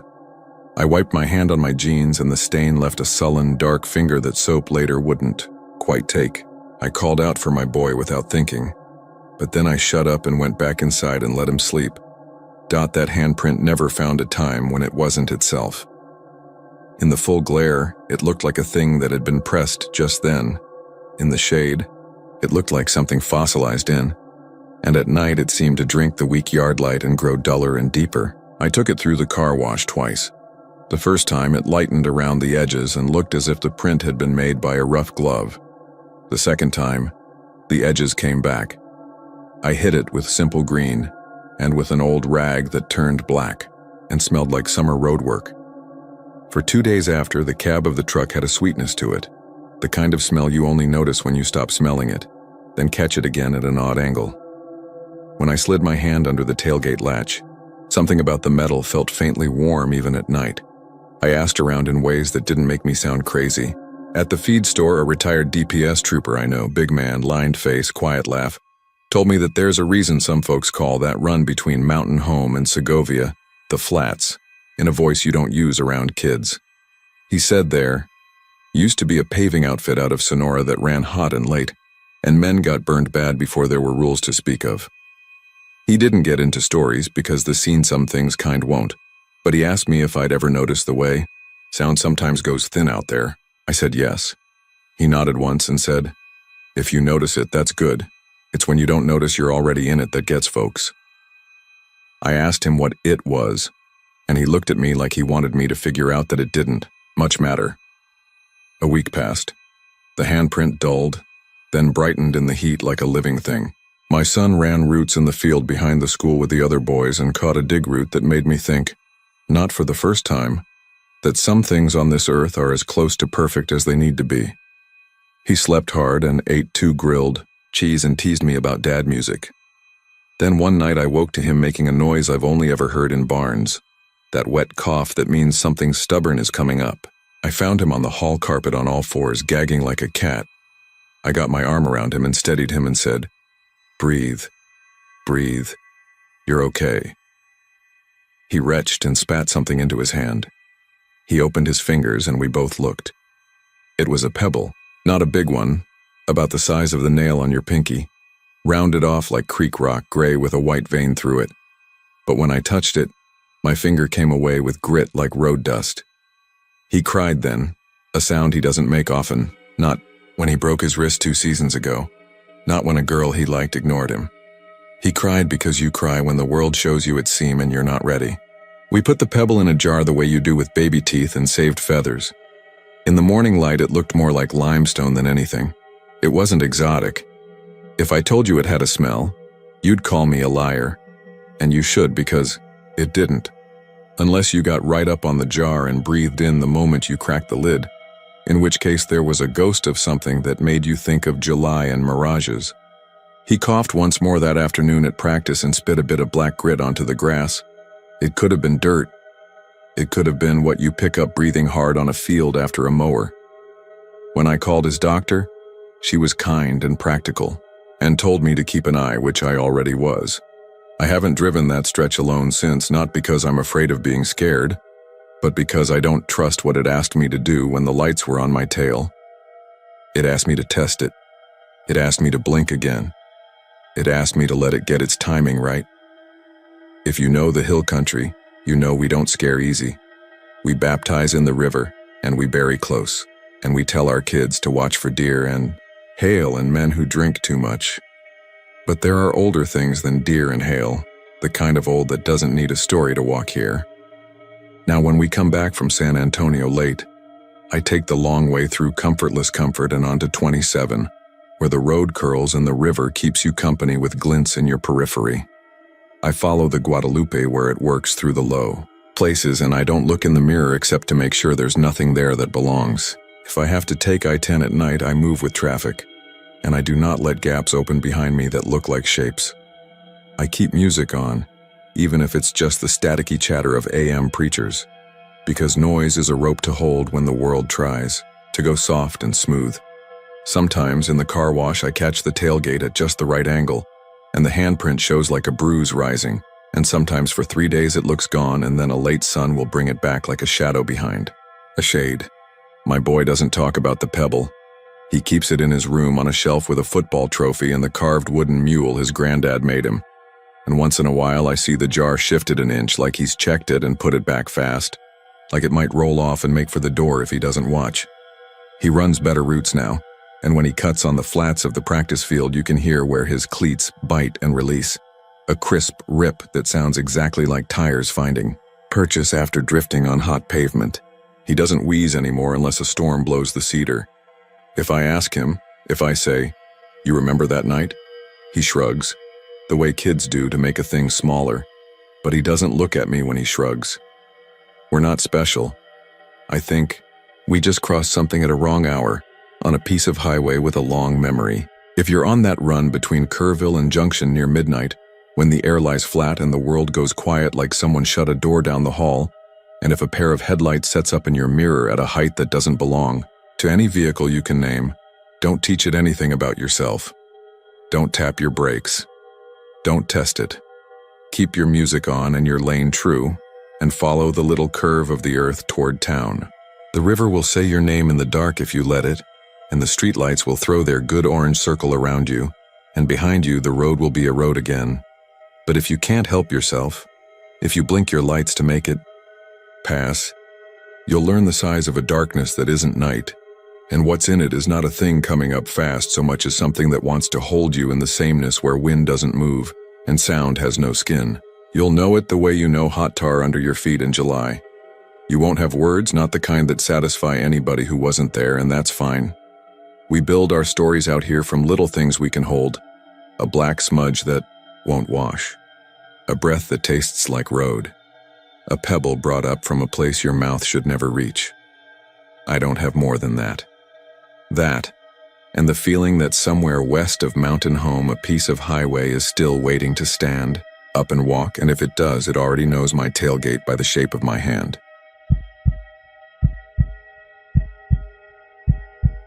I'm the kind of guy who keeps a clipboard on the passenger seat and receipts tucked under the visor.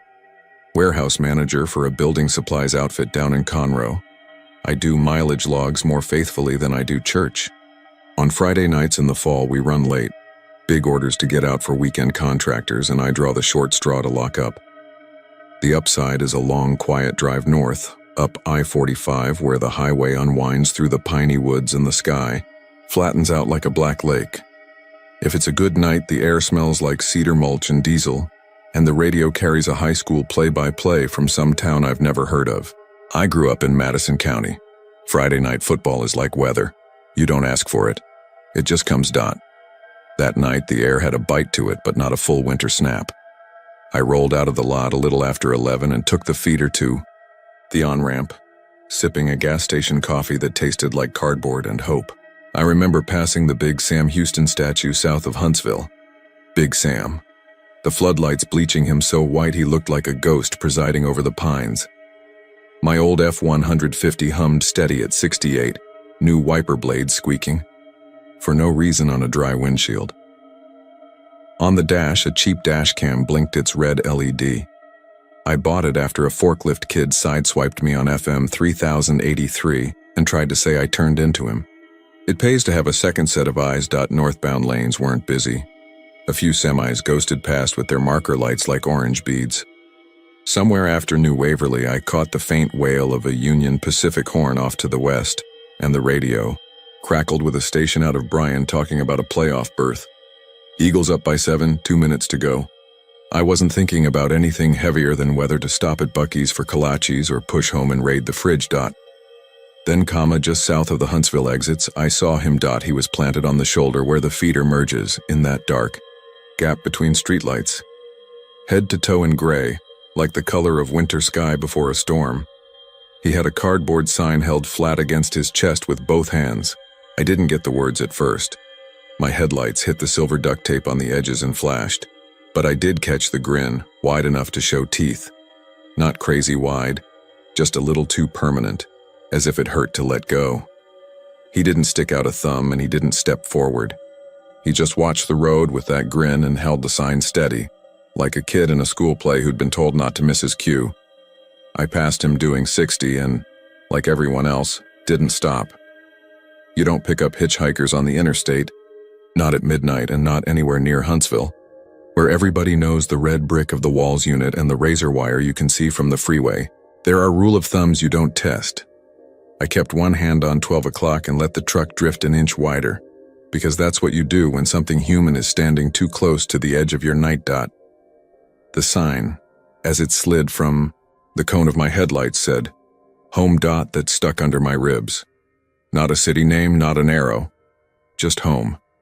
You could read it as a plea or a command, depending on how guilty you were feeling at the time.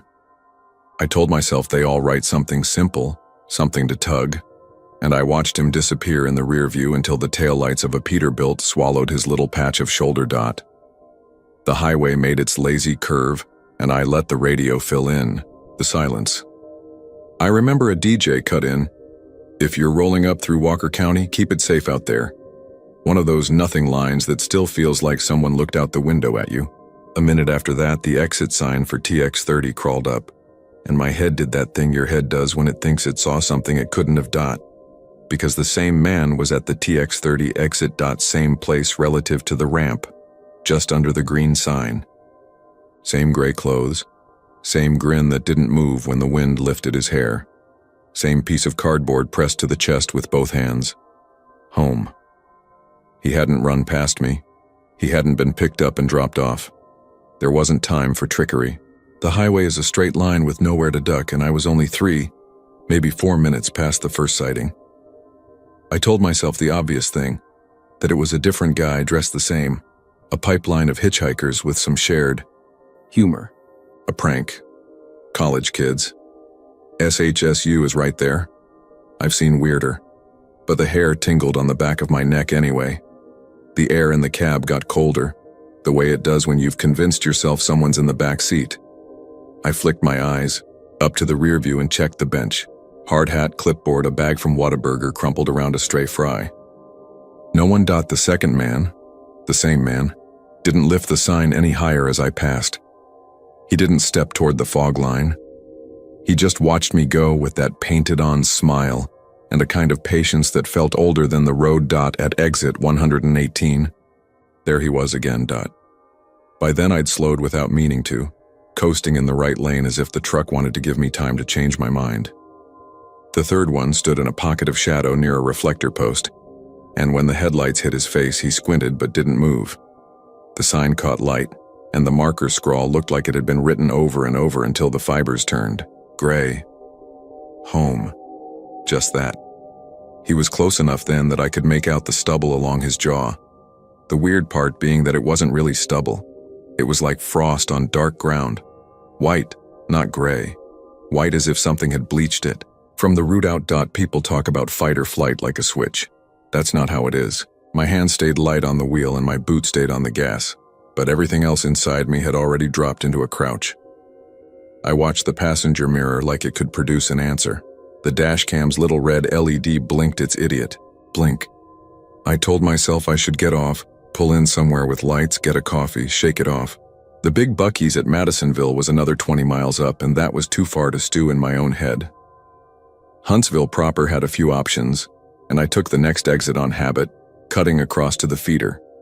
I rolled under the shadow of an overpass where an old billboard for the Texas Prison Museum stood faded to a ghost. A stray dog trotted the grass with his nose down, following a scent only he could read.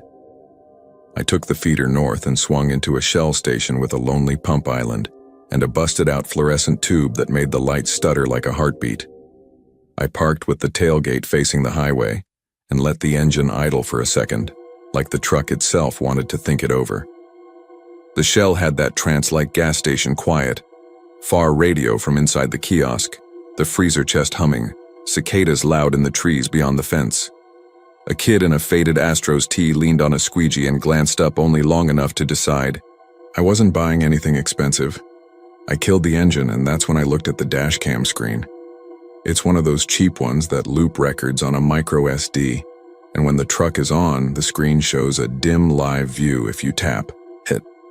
My finger must have hit it when I was steering, because the live feed showed the dim angles of the pump island and a sliver of road behind me. Then the motion sensor kicked the last clip into playback, a little blue icon in the corner, and the screen jumped to the moment I passed the last ramp. I watched myself glide by, my headlights swinging, the gray figure freezing in white, for a heartbeat. He turned his head in the footage, and on that toy screen his grin carried like a cut. His mouth moved. Just a small thing, one syllable, maybe two. And you couldn't hear anything, obviously. There's no audio on that model, but I read lips well enough. I used to call balls and strikes for Little League. And you learn what mamas are saying even when they keep their voices down. There wasn't any ambiguity in it. Not for me. He mouthed my full name. Not sir, not hey, not help. He said the whole thing. First, middle, last. Like he'd been practicing, like he wanted to make sure I saw it. The last name makes strangers pause. It's not common. He didn't pause. He shaped each syllable, and then the clip ended and looped back to the start. Me, the road, the sign, home. Everything that was crouched inside me stood up straight all at once. I locked the doors. I don't usually do that at gas stations around here. Not at midnight and not when the clerk could see me and the lights were on, but I did it like a reflex. I told myself the camera was screwing with me. Lag, some weird artifact. I hit back through the menu and found the earlier clip, the first sighting, and watched in jittery little frames as the figure lip-synced my full name again. Sir? The kid in the Astros tee sat outside my glass, knuckles light on the window. I must have jumped like a cat because he backed up a step, hands up. You okay? He said through the crack when I lowered the window an inch. Yeah, I said. My voice sounded like it belonged to a man 100 miles away. Long day. You want the receipt? He said, and only then did I notice he'd printed one at some point, thinking I was paying at the pump. We had a printer hiccup earlier, so all set, I said, and put the window up. He hesitated, looked past me toward the road, then back at me. He wasn't scared exactly. He had the look of someone who was trying to decide if a story was starting around him. I pulled out and back onto the feeder, and as I eased toward the on-ramp, I saw him again. Not ahead, not in some new place he shouldn't have been. He stood at the mouth of the ramp itself, just inside the arc of my headlights, like he'd been told where I'd be and had chosen the only logical spot to wait. The sign was there, the grin was there, the white frost stubble caught the light. I should have gunned the truck and flown past. I should have hopped the curb and taken the long way around. What I did was even dumber. I stopped on the shoulder 20 yards shy, hazard lights tapping orange on the guardrail. I don't know if it was pride or anger or the tight band of panic. That turns into both. I told myself I'd roll down the window a crack and say, "Buddy, you can't stand there. Somebody's going to get killed." And that would be the end of the weirdness.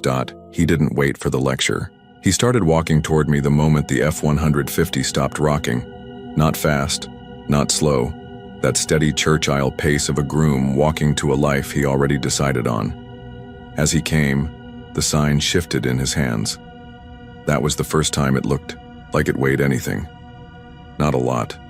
Enough to take effort to hold, like a cardboard box damp with rain. He didn't come to my window like a normal person would. He angled to the passenger side. I hit the lock button again, even though I knew I'd already locked it. The thunk of the mechanism felt like a kind of prayer. He reached the passenger door and laid his fingers on the top seam, the way you might lay a hand on a wounded animal, gentle but claiming. The grin never broke. Up close, I could see two things I wish I hadn't. One, his eyes were the same color as the reflective paint on the shoulder markers, a flat gray that only looks like silver when light hits it dead on. Two, his hair, where it escaped the cap, wasn't white like age. It was white like cotton soaked in bleach and dried in sun, each strand sharp as fishing line.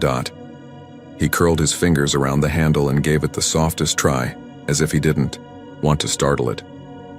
When the handle didn't lift, when it couldn't, he tilted his head, not questioning, more like listening. Then he looked across the bench seat straight into my face and mouthed my name again. Same deliberate formation of syllables, same practice. Like he wanted me to nod along, admit it with him, say, "Yes, that's me." The cab filled with a smell I couldn't place for a second. It was clean without being pleasant. Like a hotel, towel dried too long under a heat lamp. Then I got it. My cousin did 90 days in county for a stupid bar fight, and when we picked him up, he smelled like this. Institutional shampoo, the kind they squeeze into the little paper cups. Sharp and chalky and somehow thin. I don't know what snapped me out of the trance. Maybe it was a rig blowing past and the trailer wake rocking the truck.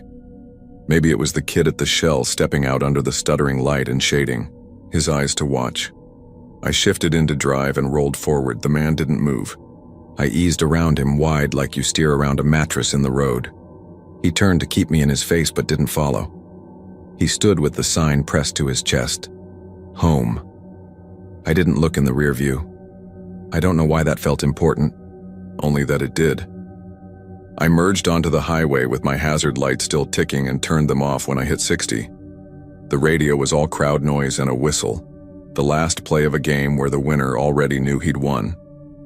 I drove like a man who has to keep driving to stay who he is. The road straightened and the pines closed in and fell away. The dark felt thicker than usual.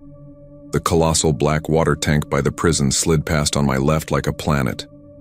I made Madisonville in a blur and pulled into Buc-ee's because I needed to see faces under bright light. You could land planes in that parking lot. Inside it was coffee and jerky and tourists taking selfies with a beaver. I walked aisles like I was looking for something I wasn't going to find. I used the restroom and washed my hands twice. The smell stuck to me anyway. Faint but there, like it had gotten under the skin. At home. A little rent house off a county road where the porch light catches more bugs than Mothmen. I did the thing that, if you ask me now, I don't remember deciding to do. I went around and opened the passenger door to look at the seat, because some part of me had decided that would make it real. Either nothing there and I could call it a bad loop on a bad camera, or something there and I could put my hands on it, and those were, in my exhausted mind, the only two options the world offered. On the vinyl, lit by the porch light slanting through the windshield, was a single white hair.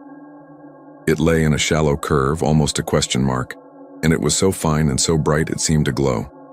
I picked it up. I don't know why I picked it up, and it snagged on my skin like spider silk. The smell was stronger then, close up. Not sweat, not dirt, not the stink you get on hitchers who've been baking all day. That thin, chalky clean, exactly like an institutional shampoo. I looked at the door again. The lock nub sat stout in the up position. I tried the handle from inside. It was locked. I hadn't unlocked it at any point. I know this because I remember hitting the button once, twice, the way you check the stove twice before you leave the house. There wasn't dirt on the door, no smear where a palm might have dragged, just my fingerprints and the little crescent where my wedding ring taps sometimes. I slept an hour, maybe two, with the TV on, so I could pretend I wasn't listening for footsteps in gravel. Saturday morning I drove back to Huntsville with the hair in a sandwich bag like it was evidence. I told myself I was doing it because if a person had been playing a trick near the highway, the right thing to do was to tell someone who might stop it before someone else slammed on their brakes and rolled a minivan. I told myself that, and I believe a version of it. But the truth is I went because I couldn't breathe without pushing into the part of the story with walls and fluorescent light. The office at the Texas Department of Criminal Justice that handles public calls is not where most people picture it. It looks like any state office, beige walls, plastic chairs, a woman named Linda, who could run a small country with a stapler and a schedule. I told her I'd seen a man near the ramps and that he knew my name and that I don't pick up hitchhikers. But this felt like more than a hitchhiker. I didn't show her the hair in the bag because by then I understood how that would look. She listened to me kindly, the way county clerks do when they've heard everything twice already that week. She made 2 calls. The second one, she smiled and nodded at me while she listened as if to say, "See there now. No recent escapes," she said when she hung up. "No work crew counts off. We're all accounted for. We do get calls, you wouldn't believe, about folks standing near the overpasses. Students playing around isn't unheard of." "I saw him at 3 exits in 5 minutes," I said. I didn't mean for it to come out as a complaint. It did. She looked at my shirt, at the stitched name. I wear my name on my chest for drivers, and then back at my face. "You ever been to the prison museum?" she said. "It's right up the road if you like history. They've got a display on officers, fallen and otherwise. I just like to send people there is all. Helps to see that this is people, not just buildings." I went because she told me to. I went because it was a building and buildings have rules. The museum was cool inside, the kind of cool that hangs the dust and makes the glass cases feel like a different country. They have the electric chair there, Old Sparky, which is a thing people make jokes about until they stand in front of it. I wasn't looking for that. I walked where the pictures and plaques were. There was a case on the far wall that wasn't the biggest or brightest, It had, among other things, a folded flag, a black and white photo in a modest frame, and a list printed and mounted on foam board of officers who'd died in the line of duty. My stomach went hot and then cold, like a bad alternator when I saw my name there. The exact name. First, middle, last. Same spelling. The date next to it was 1991. I was a teenager that year, watching my dad change oil in the yard and thinking the world was small enough to understand. I didn't tell anyone at the museum that my name was on their wall. That felt like a trick I didn't want to play on them. I stood there and said nothing, and let my face try on the expressions it needed to try on. Alone in a room with a chair that had cooked men, and a list of names that had all carried keys on their belt loops. When I left, the woman at the front desk said, "Y'all have a good day now," and I said, "You too, ma'am." And that was the whole ceremony. I kept the hair for a while. I don't know why. It sat in the console in its little bag like a moth wing you mean to take to a science teacher. 3 days after Huntsville, I opened the bag to look again, and the hair wasn't white anymore. It wasn't even there. There was a dry residue, the kind that's hard to see until the sunlight hits it and then it glows for 1 second like salt. I wiped it with my finger, and it came away chalk clean. I changed the cabin air filter in my truck even though it didn't need it. The smell hung on for almost a week, faint as paper. It would be gone in the morning and back by evening. Once I came out of H-E-B with groceries and found home written in the dust on my tailgate. Before my brain could really panic, I saw the little kid 2 spaces over with his hand half out and his mama swatting at him. "Tanner, don't you write on that man's truck." And the breath I was holding came back all at once in a rush that made my eyes water. I still drive I-45 at night. Trucking doesn't stop because your story got weird. I keep the doors locked by habit now, even at the pump, even under lights. I switched the dash cam for a better one with audio, though I don't know if that was smart. The first time, I watched it back and heard nothing but wind and tire hum. My whole body sagged with relief I didn't trust. I haven't seen him again the way I saw him that night. But this is the part that sticks. The part that makes me sit up when the Union Pacific horn blows west of town and the pines answer with their black-needled hush. Sometimes when the radio drops out between stations and the highway is only mine, the dash cam's red LED throws a little glow onto the windshield that makes a shape you could argue with. And sometimes, not every time, not often enough to claim as a thing that always happens, I will catch, in the lower corner of that little screen, motion that the main glass doesn't replicate. A man standing where the ramp begins, sign, to chest, grin fixed in a line that is almost kind and almost cruel and exactly patient. If I rewind, it's never there. If I let it roll, he does what he did in the Shell lot that night. He shapes my name with his mouth like it's his to keep. Last Friday, coming up late with a load of copper fittings, I hit the Huntsville stretch around midnight.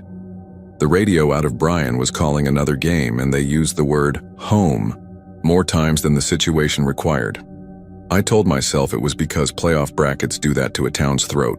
I told myself a lot of reasonable things in a reasonable voice, and it worked until I came under the overpass where the prison museum billboard stands faded as ever. The dash cam glowed, a rig's trailer lights made red coins in my glass, and the smell rolled in, not strong. Not from outside, not from any place I could point to. That thin, chalky, institutional clean, the kind that clings, the kind that makes you scrub twice and still feel like you missed a patch. I didn't look toward the ramp. I didn't need to. I knew the way you know weather is about to change that if I did, the man would be there, patient and smiling, holding a sign that says what he wants and where I'm driving and the thing nobody can promise anybody, no matter how well they write it in marker.home.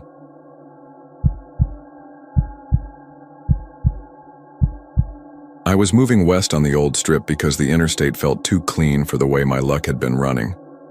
The GPS wanted me on I-40, all those bright green exit signs and chain hotels.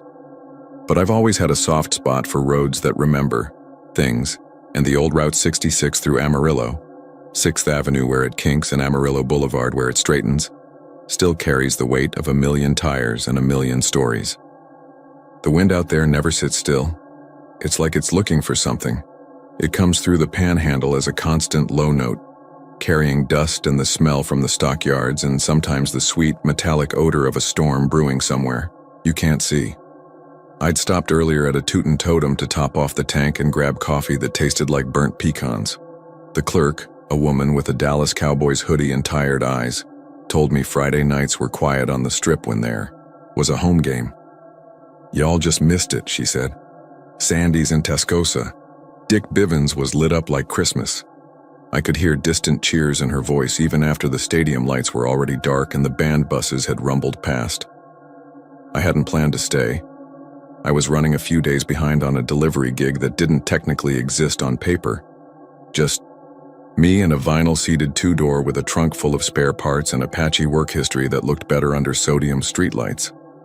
But the wind had grown rougher as the night got deeper, pushing the car in little nudges, and the tail lights in front of me had dropped away until it was just me, the low hum of my tires, and the red eyes of a freight train sliding across some far intersection, the kind of lonely that doesn't bother you until you stop and realize the silence is larger than you are.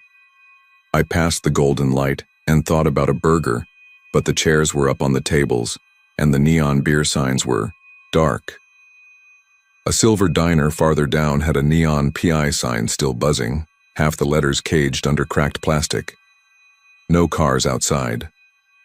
Next door, a low L-shaped motel tossed its vacancy sign at the road in a steady insecty buzz. MOTEL. One letter with a piece of red tape across it like a Band-Aid. The office looked like a fishbowl, fluorescent glare, a bell on the counter, a plastic ficus leaning toward the glass. The rooms ran away from the office in a single row, doors painted a tired seafoam, each with a white plastic chair out front like a place to anchor a life for exactly one night and no more. I pulled in because neon has always made bad choices, look like better ones. The wind pressed the car door back at me when I got out, then let it go like it was tired of the game. My headlights caught the diner windows, booths with silver trim and red vinyl seats, a counter with spinning stools, nobody inside, a pie under a cloudy plastic dome. For a second I thought I saw someone in a cowboy hat reflected in the glass, the brim shading the eyes. But when I turned, it was just the diner's own neon sign, the angle, my tired brain putting a figure where there was none. The sign buzzed again. The wind tugged my hat bill up. The smell of old grease and rainless electricity was in the air. The bell on the motel office door gave a small chemical ding when I went in. A portable TV set high on a wall bracket murmured a late sportscast with the sound off. The captions flickered. Sandy's 21, Rebels 17. A man came out from the back room wiping his hands on a paper towel. 50 maybe, with a mustache that looked like he trimmed it with a pocket knife. He moved like he'd been on his feet for a long time. "How many?" he asked, voice panhandle flat. "Just me," I said. "One night. Cash okay?" "Cash is king." He slid a spiral-bound register across the counter, the kind with carbon copies. The pages were curled at the corners from 100 people like me leaning on them. A little brass bell sat by my hand, old-fashioned, the kind you tap. It didn't look like it had been polished since the Carter administration. While he tore off the receipt from the last guy, I glanced at the TV and then at the CCTV monitor below it. 4 square feeds in black and white, each cycling between cameras. One showed the row of doors, one showed the office itself, one was the parking lot with my car in it. The last one showed the space between the diner and the motel where a couple of unwatered shrubs tried to survive. The feeds rolled over. I reached for the pen. The register page made that crisp sound carbon makes when you bend it back. I wrote my name and the time. The office smelled like citrus cleaner and stale coffee. Somewhere in the back a microwave beeped and I thought, this will be fine, this will be a bed and a shower and the soft white noise of an old window unit. "Room 11, the man said, and pushed a key across the counter. Real key, not a card. Brass blank, teeth filed into some pattern unique enough to matter. Attached to a plastic diamond key fob that said Desert Air, printed in blue, the white scratched almost through in places.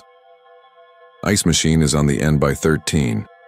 If the AC Kick's too loud, hit it with your knuckles, it listens better that way. Diner's closed, but she'll have coffee at 6. When going to die down, I asked just to hear another human voice. Not in this life, son. I laughed and stuffed the key in my pocket. When I turned for the door, I noticed a smudge on the brass bell, like a thumbprint of darker metal. I'd swear it hadn't been there before, like someone had pressed down hard on it just as I came in. I almost reached to wipe it to be helpful, but the man was already back in the room behind the counter, the microwave beeping again. I pushed the door open and let the night slide around me. It's funny how neon remakes darkness into something you can learn. After a while, you start to know the areas where the buzzing falls off and the moths don't circle. The strip was all humming edges and scratched light. My car sat empty and reflective under a yellow pole lamp.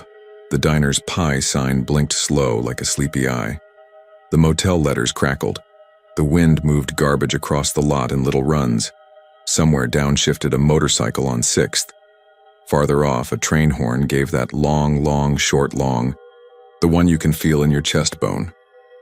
I walked past room 9 and 10. Shadows moved the way sheets billow on a clothesline.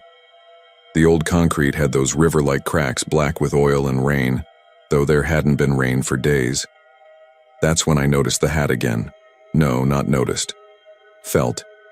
You know when. Your peripheral vision coughs up a shape and your brain races to label it. On the far end of the row, under the neon vacancy, there was a slab of shadow darker than the night. It had a regular edge to it, a top line that curved like a brim. A man in a hat, still as a fence post, the kind of shape that in a bar parking lot at closing time would not be good news. I turned toward it.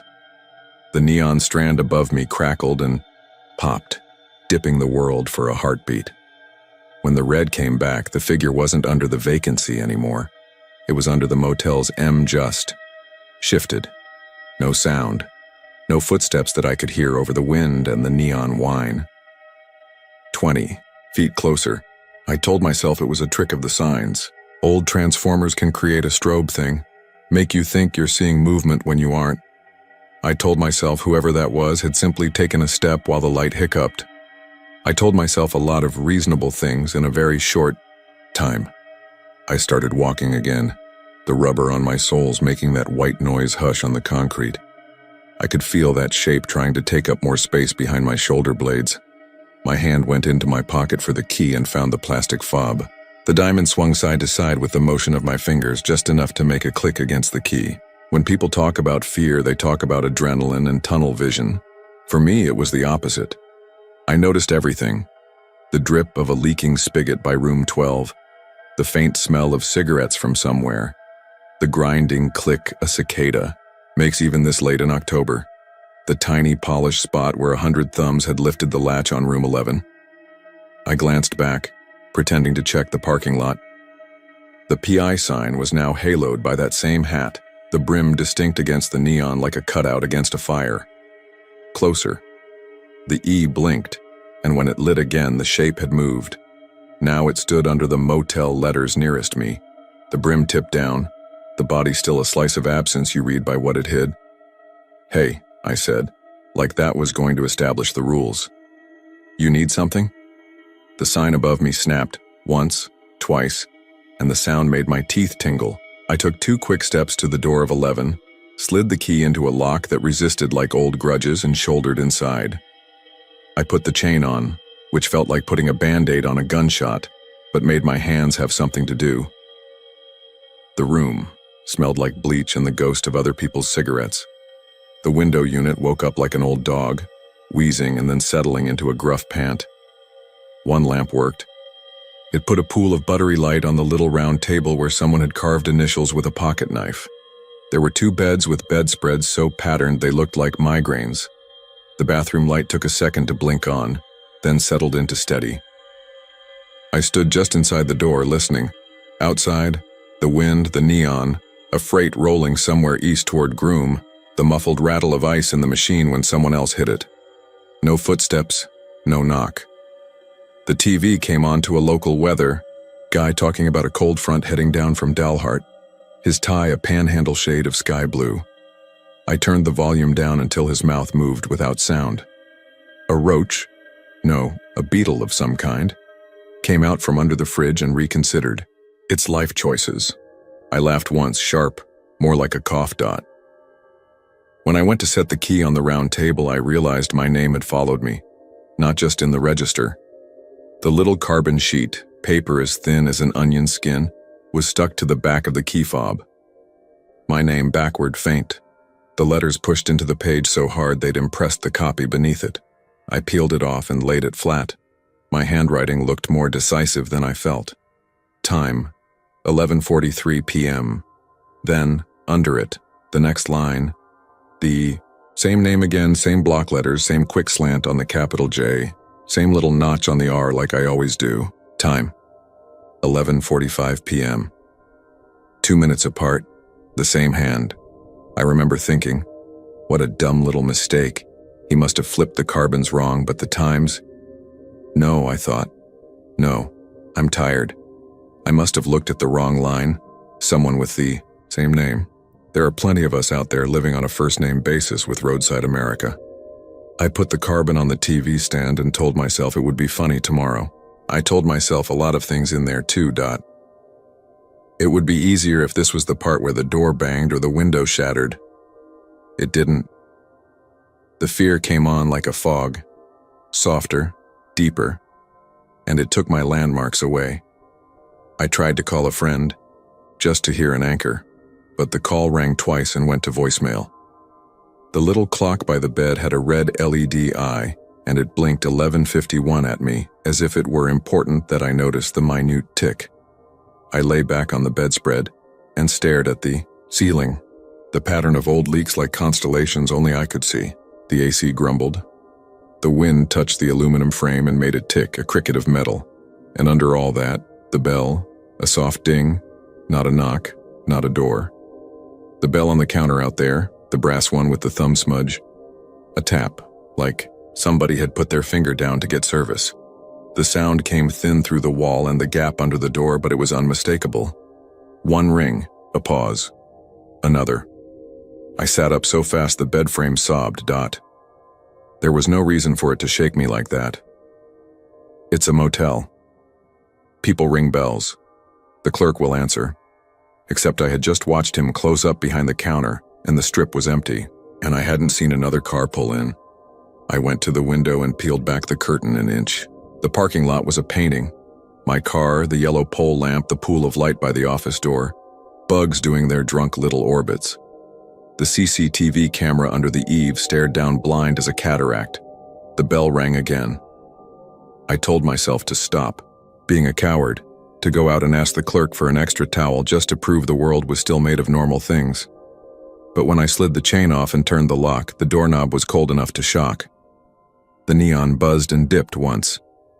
In the reflection of the window, I saw it clear. The brim, the shoulders, the knot there thick enough to be there, standing just under the edge of the office awning. Watching the door, hat tipped down as if to keep the rain off, except there was no rain. He was under the O of motel now. My room was under the TE, and the letters hummed at a different pitch, like the difference between one note and the one a hair flat. I don't know why that mattered, but my mind grabbed any detail that felt like a handle. I walked toward the office because everything I had was in retreat, and I was sick of the feeling. My boots made easy, honest sounds. The ice machine coughed, once behind me like an old smoker. The wind leaned against my left shoulder at the exact same angle the whole time, as if the panhandle had decided on me personally. I didn't look at the figure, and I didn't not look. I tried to keep him in that space where a thing is real and also explainable, like a cut on your knuckle you don't remember getting. As I moved, the neon blinked, not in rhythm, but like a stuttering talker. M-O-T-E-L. With each blink, that shape seemed a fraction closer. I think I actually picked up my pace in time with it. A ridiculous cartoon of fear, trot for flicker. The bell rang before I got to the door, when I pushed. Inside, the office was empty. The TV still had the weather guy pointing at a line of blue like he could move it with his finger. The fluorescent lights hummed their industrial hum.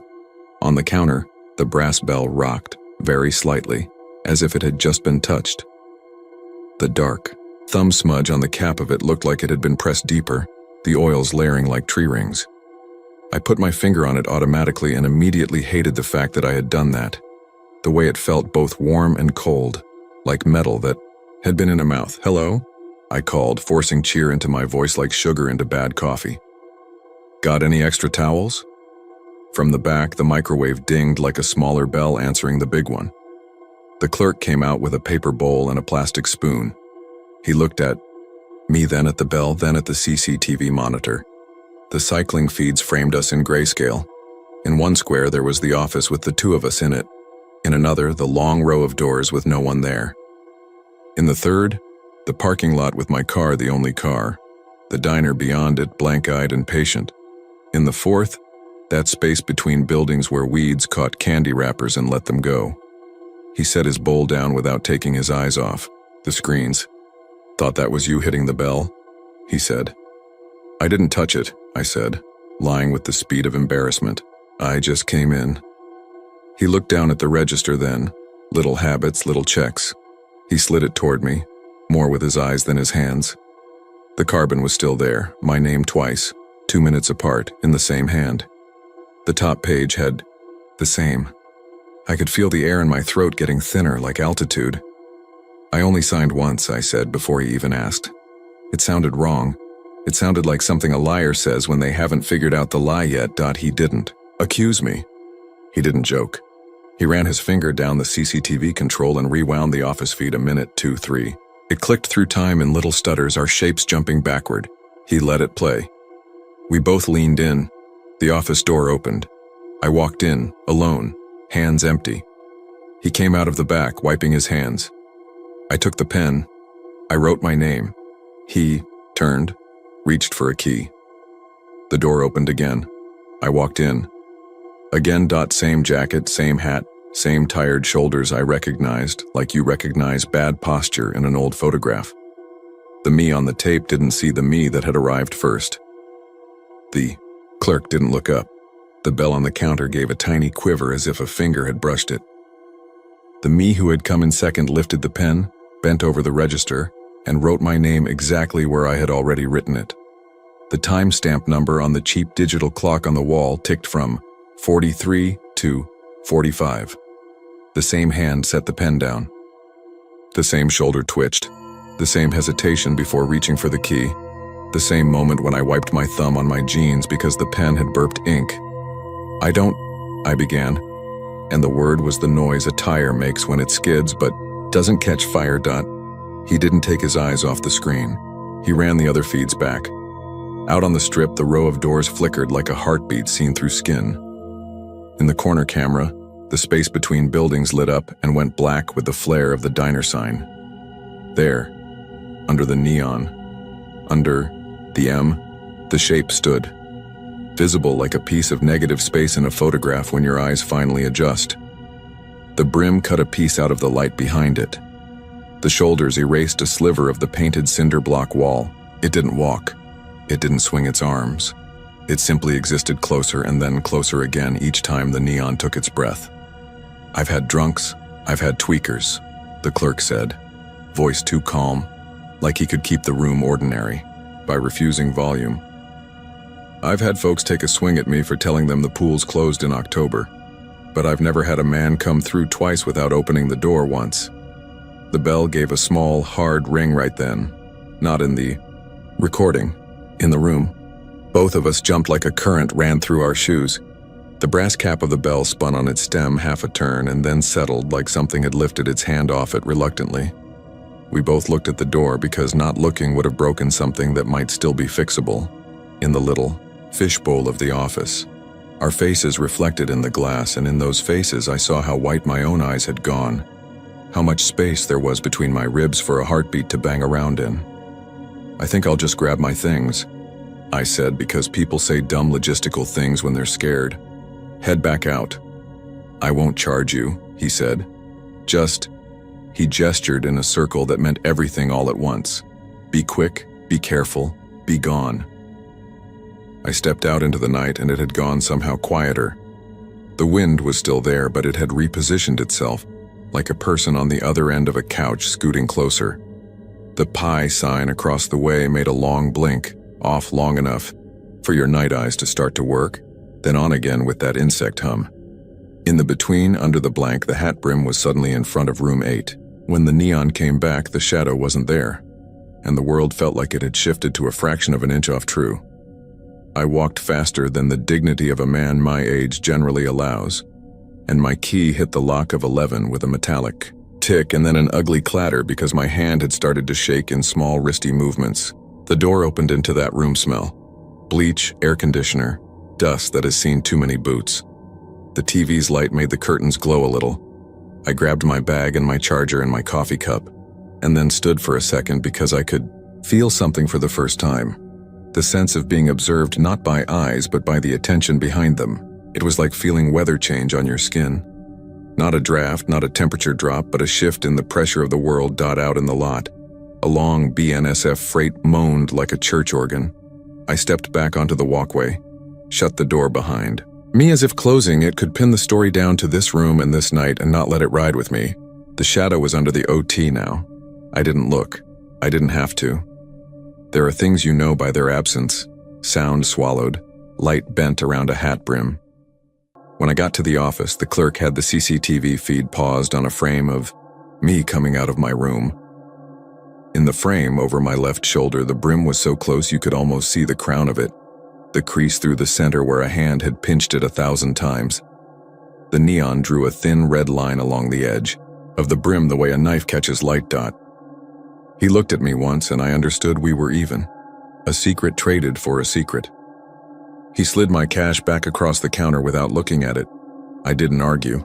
I pressed my palm once more on the bell's cap without meaning to, leaving my print in whatever was already there. The bell gave a small obedient sound like it had been waiting to be told it was doing a good job. I drove out of that lot with my tires chirping on the gravel and the diner's neon smearing red lines across my windshield. The wind pushed me again, then steadied. The old strip opened ahead. The antique shop slept under cold glass. A dog barked once and stopped. I told myself to look in the mirrors to be responsible, to be a driver, and not a frightened animal. When I did, in the rear view, I saw myself walking to my car with my bag, the ghost of myself lagging a step behind, hat brim shadow riding my shoulder. And then the light flickered, and it was just me again. Just the actual me. No time slip. No double. I stared until the mirror was only glare and hope. I didn't sleep that night. I parked behind a truck stop outside Vega with the other drifters under the sodium lamps and listened to the hiss of diesel. Watched men in hats go in and out of the store to buy coffee and flat beef jerky. No one gave me the second glance you give a person you already saw 2 minutes ago in the same place. My hands eventually stopped shaking. My heart slowed down to the place where your own pulse doesn't give you away. I told myself I believed in whatever explanation was easiest to shoulder. Neon and fatigue and a clerk who liked a story enough to make it happen on a monitor. People love to help along what they already fear. I kept the key by accident. I found it 2 days later at a rest area near Santa Rosa, the desert air plastic diamond stuck in the bottom of my duffel, the brass teeth biting at a t-shirt, the carbon paper softened to cloth. My name was still backward and faint on the onion skin, twice time-stamped like an officer checked me in and then checked me in again. I thought about mailing it back. I didn't. I put it in the glove compartment not because I wanted a souvenir, but because it felt like throwing it away would be the same as saying I didn't believe what I already knew. Since then, I have learned to watch how fluorescent light falls on glass. I notice hat brims where they shouldn't be.